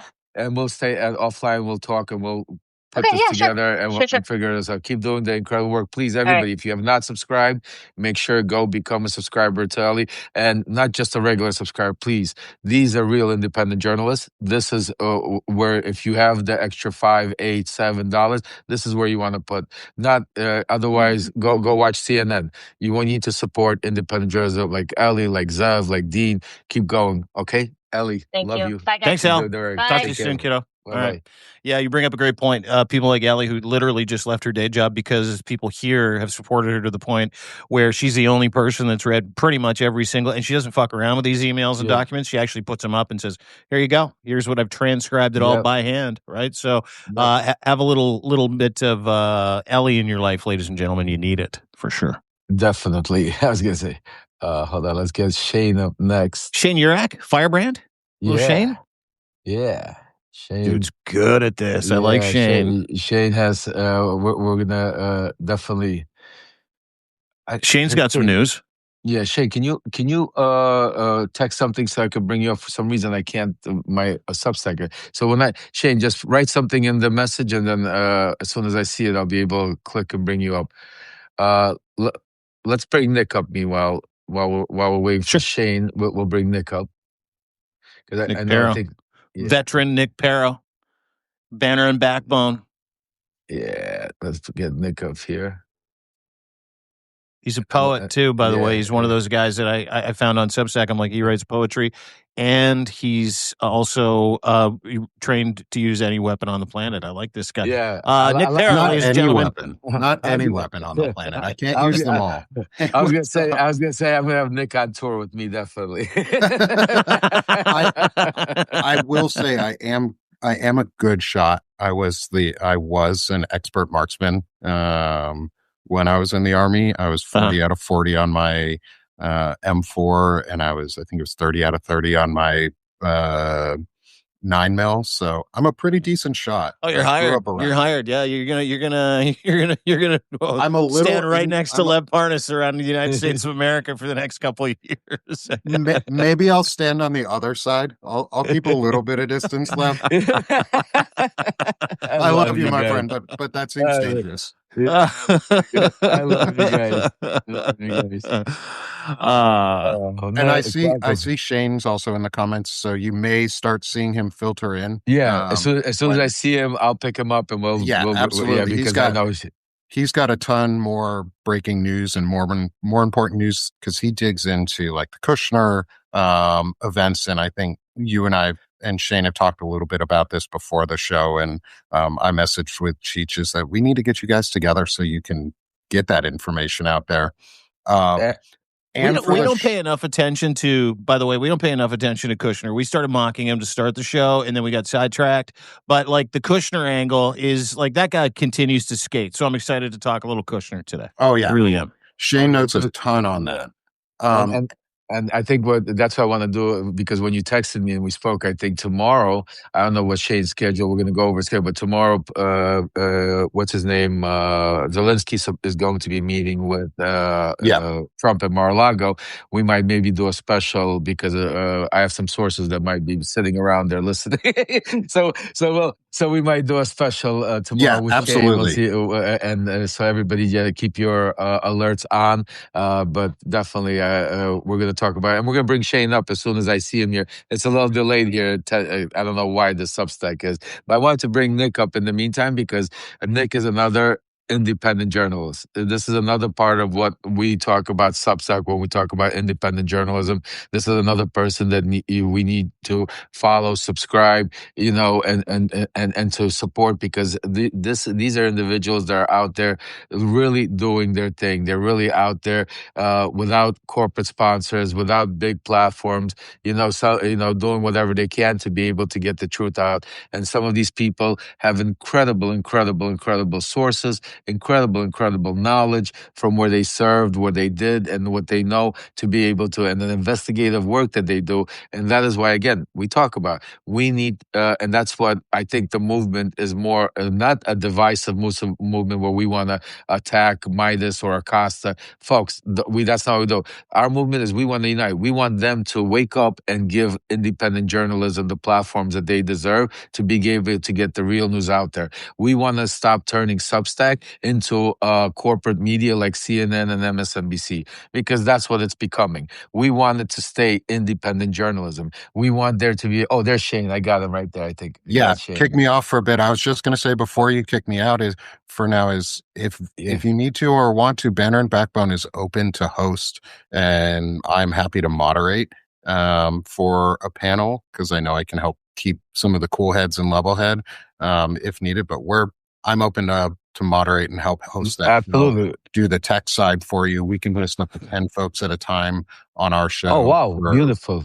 So if we need it, you've got space. Like I said over the weekend, and we're trying to do everything we can to support the Ukrainian side and how we can connect folks across the board. So I appreciate all the support, Lev. You guys are freaking awesome. Dude, you're incredible. It's people like you, I'll dude. stick around too. Stick around, yeah. Pull me back up. Yeah, I'll definitely be here. You got it, brother. Thank you. I'm going to bring Thanks, Shane Nick. up. Thanks, guys. Nick. Good to see you. We'll see you again very, very soon. Nick Parra, ladies and gentlemen, give him a follow and hit that Chiron at the top. We're taking all of your questions, and we're bringing people up, including Shane Urak from the Firebrand Project. Yeah, hold on. You're going to get it back. He's one of those smart young. I don't even know if he qualifies as a millennial. Is he a millennial? I don't think. I think he's like Gen Z or something like that. I'm not sure. I don't know how the shit works anymore. There's like boomers and there's Gen X, me, and then millennials after that? This thing is okay. Let me try to do something. Hold on a second, guys. I am so bad with this. I need I need help. Shit. Let's see. Let's try this again. We do. We need a producer. If someone out there would like to produce a show between Lev and I. That's how we have a GoFundMe. We're trying to. That might be a good time to promote the GoFundMe because because that's what we're trying to do to get somebody to be able to. What is going on here? Hold on, see. By the way, 57 minutes ago, Mark Carney just announced another $2.5 billion worth of economic assistance to Ukraine. That just happened to unlock additional financing from the International Monetary Fund, World Bank to help rebuild Ukraine. That just literally happened, ladies and gentlemen. Canada to the rescue yet again.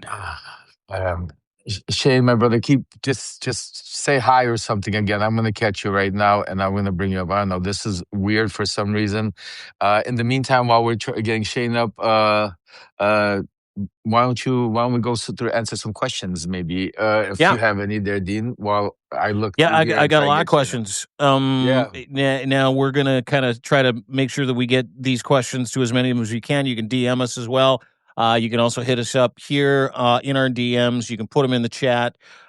Still a lot of heat about the Cohen stuff. Are you guys going to remain friends? This is one of my favorite questions here. Are you and Michael going to remain friends, or is this something that you can work past knowing your history? It's all up to Michael. I mean, if Michael comes clean and it is, helps be able to do what he says, save our democracy, and continue coming truth. I see why not. You know what I'm saying to you? We're all on the same side. I mean, I don't, I'm not somebody that's going to keep grudges forever. People make mistakes. I understand he's trying to, clean up his name, but, using my son was just not the right way to go about it.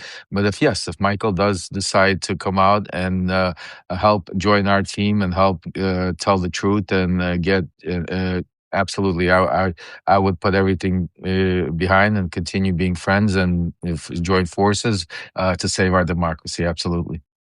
Zahaya says, Lev, when you're a solid person, it's a lonely place, but don't give up. She wanted you to know.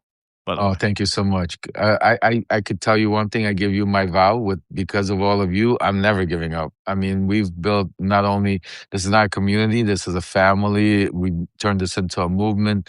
We are the biggest part of the resistance out there. So I promise you, as long as you guys have my back, I have your back, I'm not going anywhere. And that's why, like I said, we're not here to make friends. We're here to build a family of people that want to see. We might not agree on all these policies.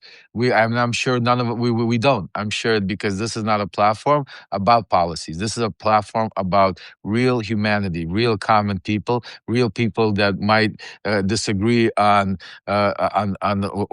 taxes or disagree on certain things, but we agree on one thing. We agree on that we want our kids to be able to live in a free democracy. We agree that we don't want dictatorship. We agree that we don't want tyrants. We agree that we don't want authoritarianship, and that is what our platform is about. So that's why I keep saying it. Thank you to each and every one of you to continue to growing it, because we need to get bigger and louder, and that's how they notice. Because think about it, when we came out, they noticed. Midas noticed. People are noticing. What we're talking about is important because this is part of getting the truth out. We are not dividing our cut. This is very important for everybody to understand. And this is what Ellie said and Zev said, what we're doing, this is not trying to divide us to be able to say some people are saying we need to unite together. That's right. We do need to unite, but you need to unite. Sometimes you got to open up the eyes because right now we are divided. The fact that we're not talking, the fact that they're not reporting and using, the fact that all these big platforms that have millions of followers are not reporting on independent journalists, breaking news or independent stuff, that means we're divided. That means right now, that is what we're calling out. We're saying, here's the problem.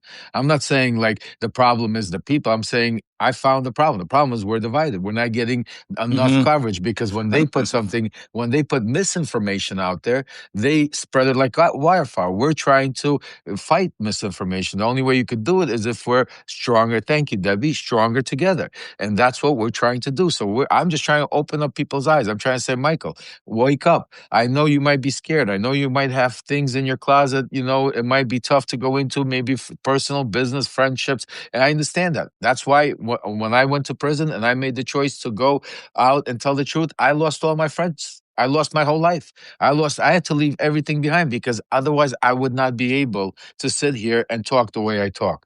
Because you'd have no currency. You'd have no currency in this conversation. I'd have to protect people also. I couldn't sit here and talk about this because, I'm still friends with this guy and I couldn't do it. That's why I had to cut all ties with everything I had and start life all over. That's why they say born again, kind of. I never understood what it means. It's really the truth when you're born again because you're starting fresh. That's why I don't care about talking behind the scene. I have nothing in my closet.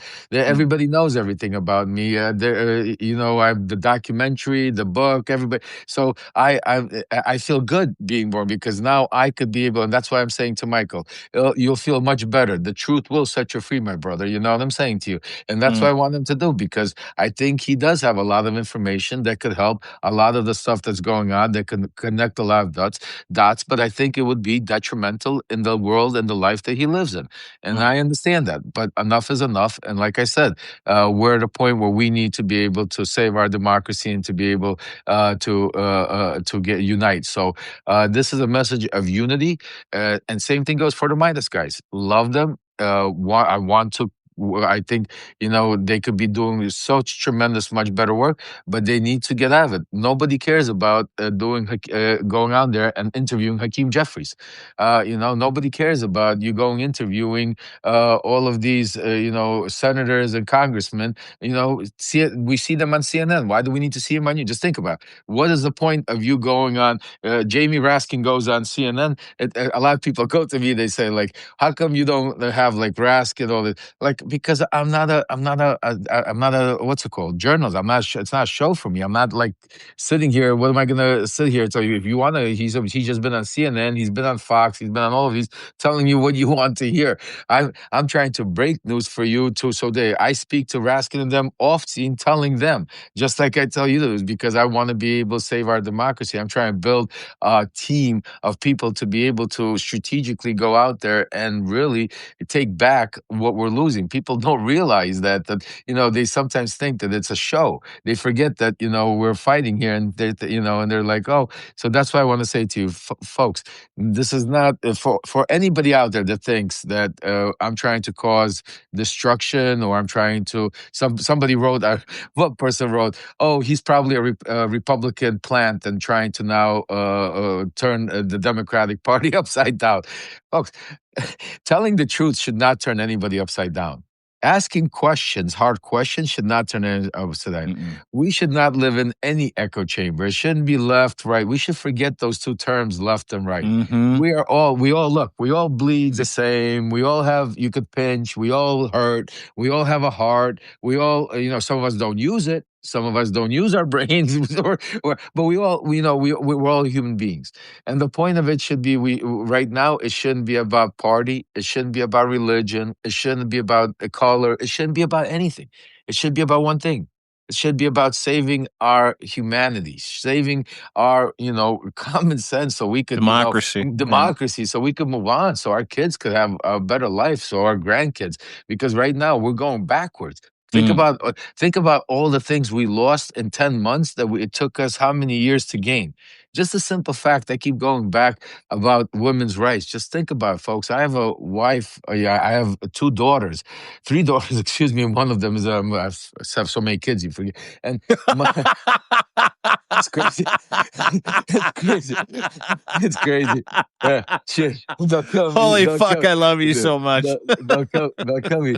Four sons, but I have Four three sons, daughters, three girls, three girls. Yeah. and I have an incredible daughter-in-law that my son Aaron's wife. You know what I'm saying to you, and to watch the fact that they have to figure what city, what state to live in because of the way the laws are set up with abortion. And this is America 2025. Just think. Yeah. Oh, I think I saw Shane. Hold on a second, Shane. I'm sorry, bro. This thing keeps going so fast. I keep missing you, but I think I caught you here.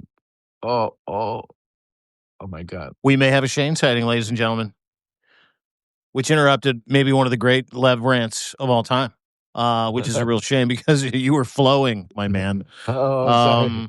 But you bring up some great points, and there's one more question someone wants to have to ask you, but and I'll get to it in just a second. But you bring up great points because you have nothing to hide. You put it on Front Street. Conversations that you have about conflict, whether it be with Cohen or Midas, you put it on Front Street. You have those conversations in front of other people. You don't shit talk. And when people have intentions to hide, it makes them kind of go into dark corners in their minds. And with Cohen, the number one question for a lot of people here today is like, and this has been asked hundreds of times. We've been doing this now for almost 2 hours. We've got several thousand people watching. But do you think he's a double agent or is he just protecting himself? I'm paraphrasing a whole bunch of different questions in that one thing. We'll get to Shaner in just a second. My man, Shane Urak, Firebrand Projects here. What's going on, guys? Thoughts on the double agent stuff, and then we'll get to Shane and some Kushner business. Absolutely. So, first of all, welcome, Shane. Finally, I got you up here, brother. You understand? We had to work for it, man. The technology is not my best part, but I figured it out. I'm persistent. Yes. No, you did it, bro. You did it. It's all good, man. You got there. Yeah. So, no, I do not think Michael Cohen is a double agent. I truly, I know, like I said, I know the life he lived. I know the people he's been around. I know, and it's, so he did not cut all ties. I could tell you that. Yeah. And that is why he has the catch 22. He lives in a world, his whole life that high society, Donald Trump, that clique, where I think in all reality, Michael Cohen misses it. I think he would give everything up to be back in that clique. I think that's why he worked for Donald Trump for 14 years. And I'm not trying to, again, it's not a bad thing I'm saying to you, but that's what I think I think he would, and that's why I think he has such anger and stuff like that over other people getting pardons and him not getting a pardon, and all this type of stuff and going on. So I don't think he's a double agent. I don't think he's. I just from my sources, there's nobody in Trump world that would even speak to him. So I don't know who he'd be a double agent for. But I'm saying to you, but I think he's hiding a lot of stuff because I think maybe because of personal stuff with his own family. A lot of people don't know this, but I'm going to tell us while Shane is on here. But a lot of people, I'll give you another little secret that a lot of people don't know. So I'm the person, when Michael found out about this, he almost had a heart attack because he never knew this also. And I'm going to put this out there later in a letter to show you guys. I'll write a letter, a little history about it. But if you go back to when Michael Cohen got raided and they went after him, there was a period of time when Rudy Giuliani and these guys were going after Michael Cohen, trying to promise him pardons to be able for him to say, and nobody knew where Michael Cohen stood. God, and that's why I'm such a believer that God is great and the way things work out my whole life. Those of you see my documentary could see that only God could have saved me from all the crazy shit I've been a part, and I'm still here to talk about it. But I always stayed in Manhattan, and I always stayed in this I'm not gonna say which at the Trump Hotel. I stay at Trump International. That was the hotel. That was my place. This is where we would go. And for some reason, my secretary messes up and books me at a different place. I forgot the name of the hotel she booked me, either Carlisle or whatever. Happened to be the hotel where Michael Cohen was living at the time. As I come downstairs and I'm going outside to get in my car, I make a wrong turn, and instead of going out, I actually walk into a restaurant. And as I walk into this restaurant, I see in the corner of my eye, in back of the restaurant, I see Michael Cohen sitting there with what's his name, Al Sharpton. I was like, holy shit! This is before we even knew that Michael Cohen flipped on Donald Trump. This is when he got raided. He was having already talks with the Democrats in Sharpton and try and figure out how he could, use his information. I snapped that picture. I still have that picture. I showed it to Michael, and I'll show it to you guys. And I sent it to Trump. I showed Michael how I texted to Trump. When Trump seen that picture, that's when the whole shit blew up. So what people don't know is Trump and Giuliani made me the point man to get all the dirt on Michael Cohen. So for the next 2 months, all I sat there, when I showed Michael Cohen all the dirt that I was collecting on him and sending, he almost had a heart attack. He asked me to send him that stuff because he wanted to sue Trump and go after him, whatever, I don't know. So what I'm saying to you is, I know he knows a lot. And my recommendation to Michael is you will feel a lot better if you just come clean, my brother. Just the truth will set you free, and I promise you will probably be a hero because he knows a lot in a certain period of time that has nothing to do with Stormy Daniels and has nothing to do with $130,000 that Donald Trump got convicted for. That was just the least of all the things that Child's Michael knows. play. Yeah. That's what I was going to say. You're not around him for 14 years. Another guy that I'm interested in too. Fucking well said, Lev Parnas. Give Lev a follow, ladies and gentlemen. Just wrapping up coffee and tea. Will be another 10:15. We wanted to bring Shane in because, like what Lev loves to do, which is what we love to do. We love to go find people to do the real work and amplify that real work. If you don't follow the Firebrand Project, you should hit that Chiron at the top. Give Shane a follow. Shane, you've been on Jared Kushner for a while. And I know that you have done several deep dives, watched a couple of shows where you've really sort of kind of lit a wick underneath the whole, what is Kushner's involvement with Trump? Why is he there? And what kind of individual are we talking about here? I find it interesting that we really don't know anything about him, other than what we know about him. But how boring is it to look into the life of Jared Kushner? I guess that's my question. To be honest with you, it's not boring at all. In fact, I think, when we talk about Jared Kushner,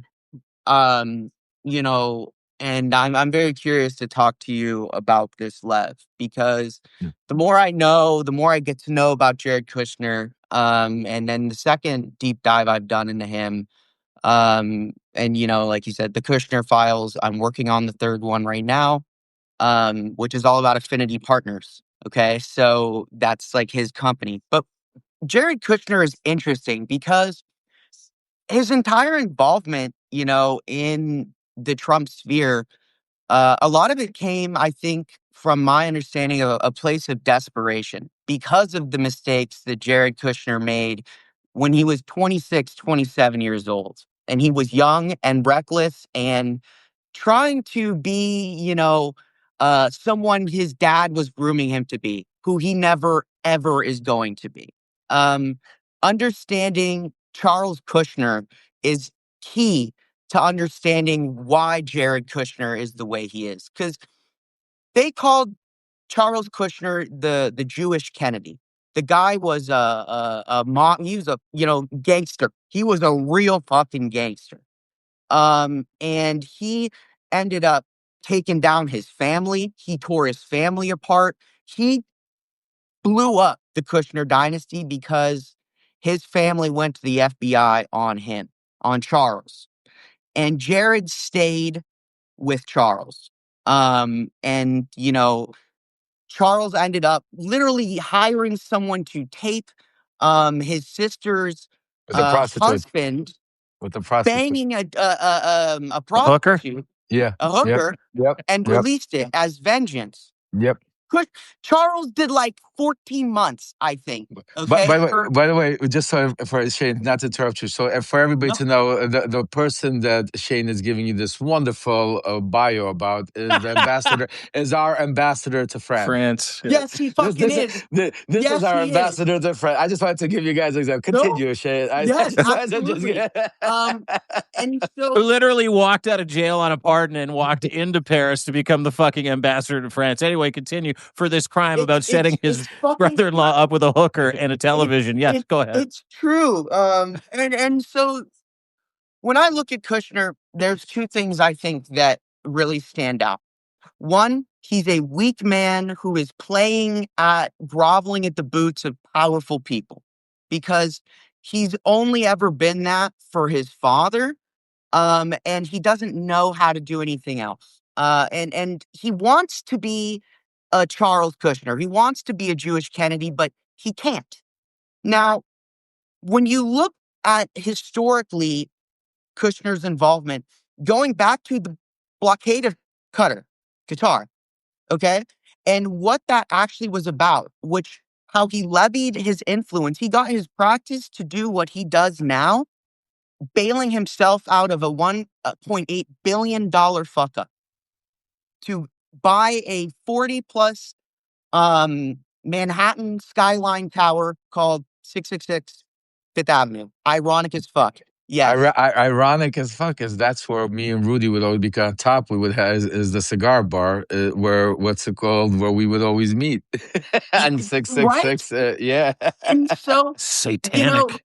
you have to and you look at basically he buys this property in 2007, and then right after this property is bought, 2008 hits.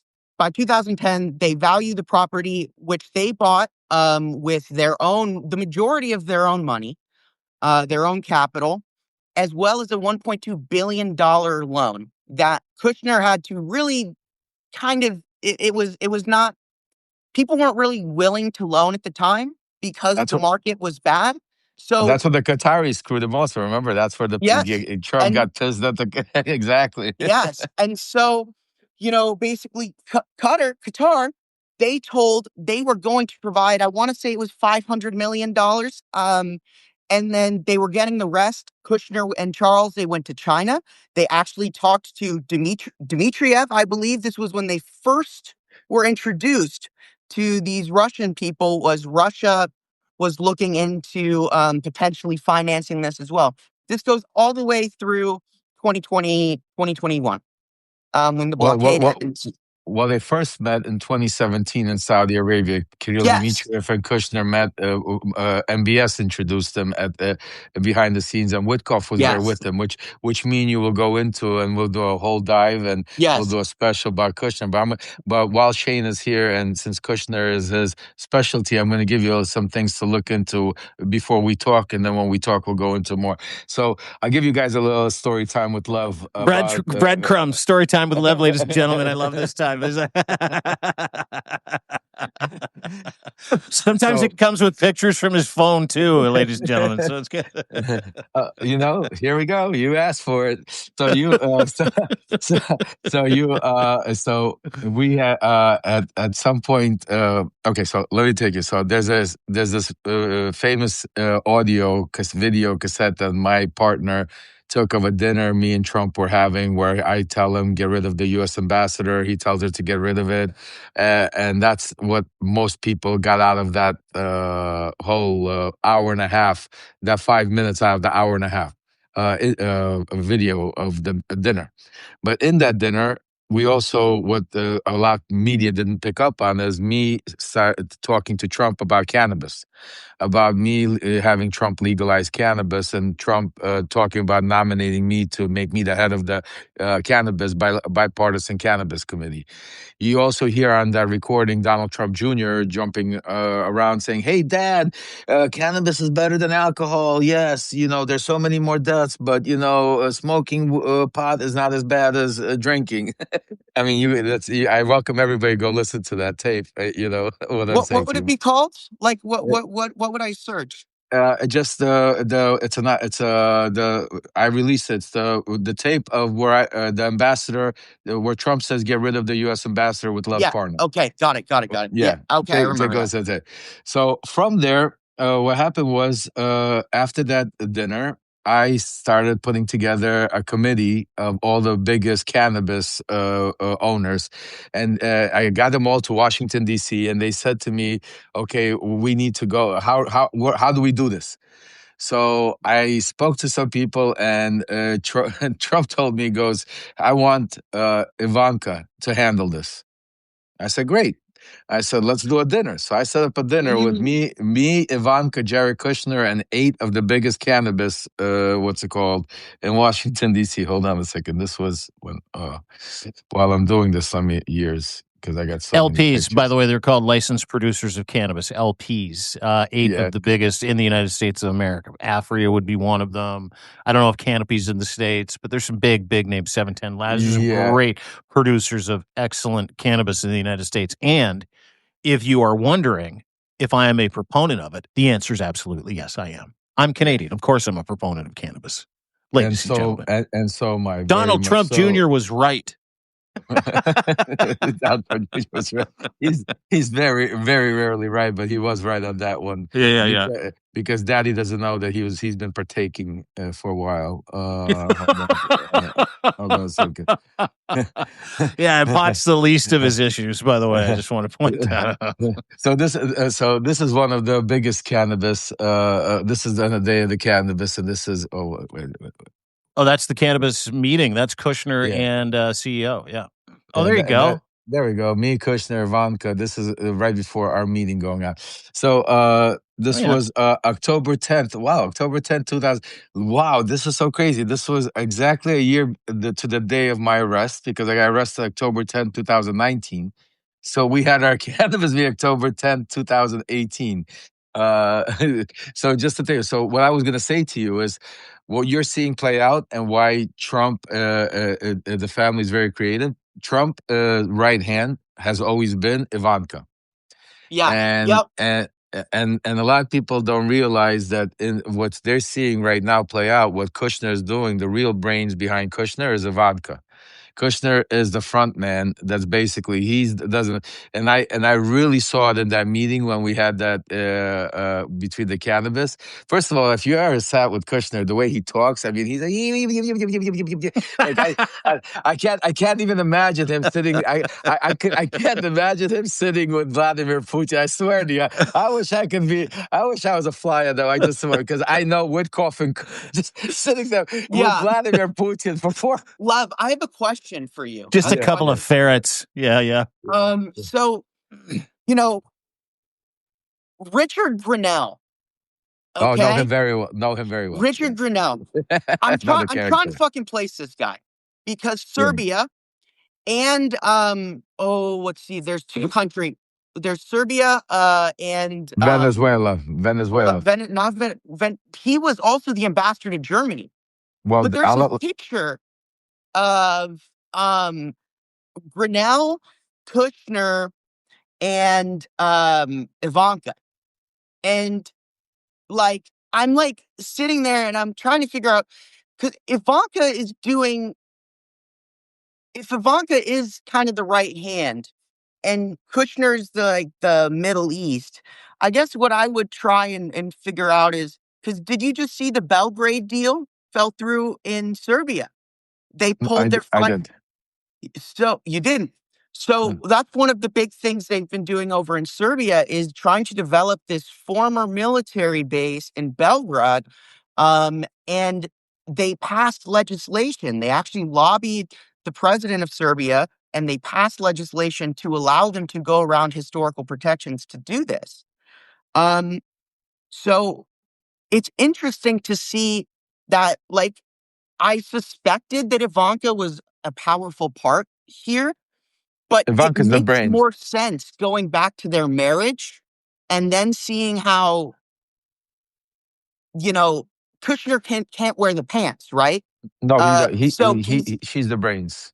She's the brains, and now she's staying behind the scenes because the image. That's why in the first administration she came out.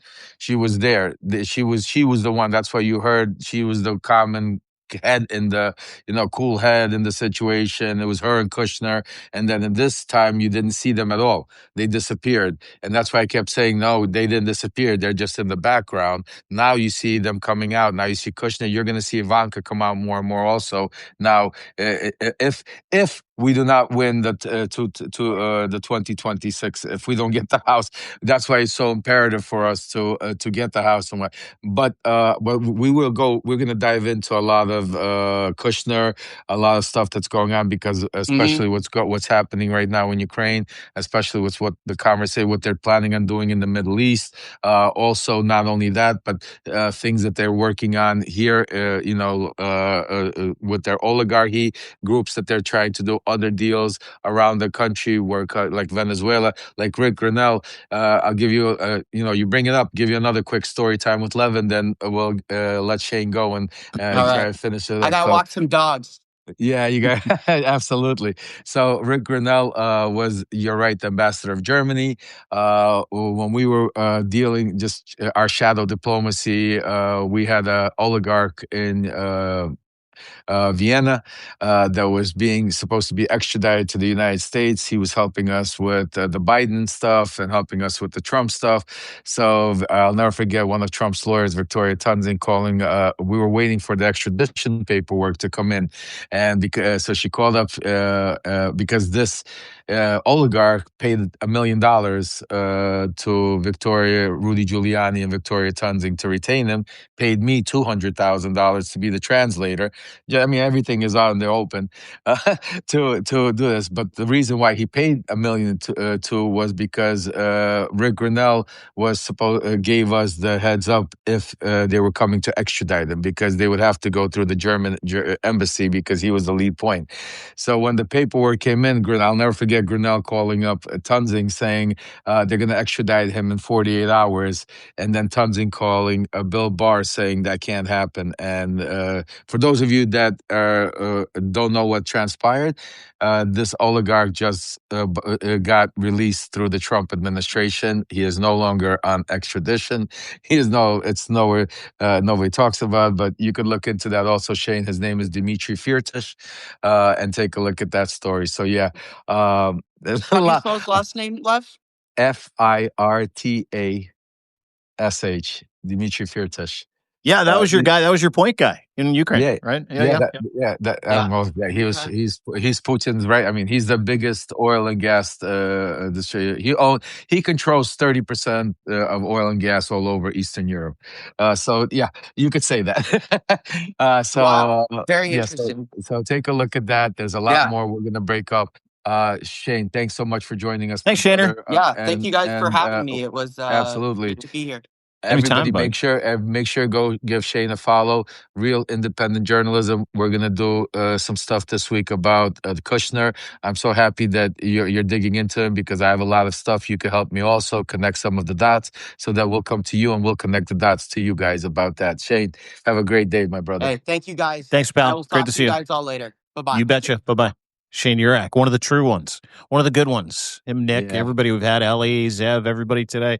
They all share something in common, is that they would rather write the truth. They'd rather share the truth. They'd rather get to the bottom of it than whitewash it or look for subs or look for clicks. That's why we're here. We don't give a shit about any of that stuff. That is the purpose of Coffee and Tea with Lev and Dean. We're building a community. We're helping others. We're amplifying voices, and we're doing it for the right reasons, because we're here for that reason. We are you. We've said that time and time again. Really important to hit that Chiron at the top. Give Zev and Lev a paid sub right at the top. Hit that today if you can. I'd really appreciate it. We all would. Keeps us moving forward. It keeps us in your life. Keeps us talking. This format we both love, and I want to encourage everybody to take part in this. It's a special Saturday thing that we do for paid subscribers, where we talk to you, we bring you up, you rant, you rave, we help you connect dots, you help us connect dots. You ask the question, you drive this entire hour to 2 hours, and we've got thousands of people watching now, because people like Lev take time out of their day to say, hey guys, I'm here for you because I am you. We want to save democracy. That's the importance of Coffee and Tea with Lev and Dean. A couple very important things that I want everybody to do. I'm going to turn it over to Lev. We just watched your Voice of Ukraine partner literally get rolled by an what appears to be some kind of drone. He's out of the hospital. Actually, he's in hospital. He's watching now. His name's Alex. Everybody say hi to Alex Bolbier, Voice of Ukraine. We really need you to fill up that GoFundMe. We're going to post Please, that yeah. here for everybody. And I'll turn it over to you if you can, and then we can get to the media play, and then we'll say goodbye to everybody. But go ahead. Let's talk a little bit about Alex and what happened yesterday. Yeah, please.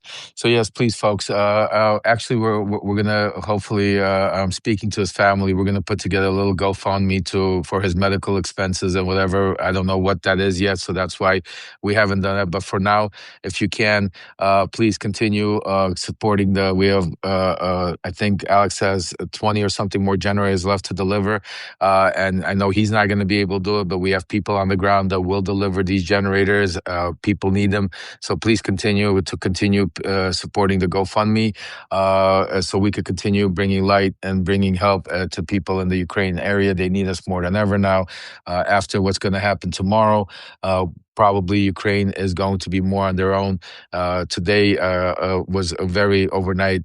Kiev got bombarded. The way Alex told me, Kiev was on fire. And this is pure terrorism. And the only way we'll be able to survive, beat dictatorship, authoritarianship, is if we unite together.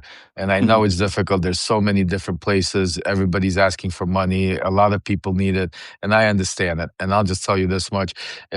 Whatever you can, no pressure, because I don't want anybody to feel that I'm pressuring you to do something because you have to know. No pressure. If you can, if God gave you the opportunity and you're fortunate enough that you're able to share, would be a good cause to be able to help the people of Ukraine. So we'll share the GoFundMe. If any of you have it, put it in the message. I'll put a letter for those of you who are joining late. Me and Dean will put this out later also, and we'll put the GoFundMe and the links there to be able to continue supporting Ukraine. Yeah, thank you. Well said. And of course, the media play, we're going to put both of those in there too. So what you can do is you can donate to either. Please, Ukraine top of mind. That's the most important thing. Whatever you do, whether you're a free or paid subscriber, that's great.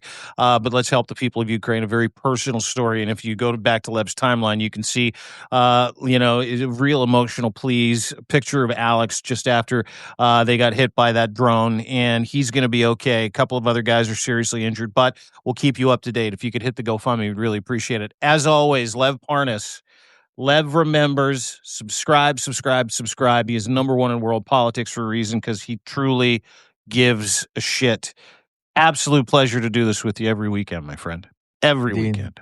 Dean, God bless you, my brother. I love you, and thank you for fighting the good fight, being one of the people that really wants truth and transparency, and that's what we. And I hope you guys really the show was for you today. I wanted to make sure and I apologize in advance if earlier in the week I was maybe a little bit aggressive, emotional, but I think all of you are parents and can understand as a parent when you see somebody trying to take advantage of your son or your daughter. You just that's something, especially in my life, you don't do. But otherwise, putting all the emotions aside, I want it clear-headed for everybody to understand. We are on a mission. This platform that we built here on Substack, that we keep talking about unity, is about getting out the truth. Mm-hmm. It's not about building another CNN. It's not about building another. I don't want to see Substack turned into another X. We don't need echo chambers. We don't need people just give the same opinions and turn us into, because that's what cults are all about. Because if you listen to one side or the other and you don't get the truth and the real stuff, you can't make the right decisions. So for those of you that want the truth, the transparency, and don't want just opinions, please continue subscribing to people like Dean, people like Ellie, people like Zev, people like Shane, and hopefully myself, because the only reason I want to build this platform bigger than anything is so we could be more powerful than them all, because our information, we're risking our lives to be able to bring you this, because some of my sources, I can't even tell you, I don't know how much longer they'll be in some of the positions they're in. I don't know how much longer we'll be able to do, the things that we're doing. So that's why, we need to take advantage of the opportunities that we have. And that's why sometimes I'm a little bit passionate about it, but I just want to know, because it's for each and every one of you. Because, when you subscribe, when you become a paid subscriber, I read your messages, I read your DMs. You make me cry when I see some of the people saying, Lev, I'm waiting for my social security check to be able to pay this month. Lev, I just donated to Alex. I didn't donate to someone else, but I donated to Alex. Or Lev, I want to make sure that I listen to stuff, but I don't know I'm subscribed to, and I'm trying to save up to $8. My heart breaks because, honestly, I wish I could do this for free. I wish in reality that that there was some, billionaire or corporate media sponsor that came and said, here, Lev, let me give you what's it called, so you could just go there. So, because I don't want the paywalls, I don't want this stuff. I want to be able to give it. But unfortunately, we have families. We have to eat. We have to live. We have to survive.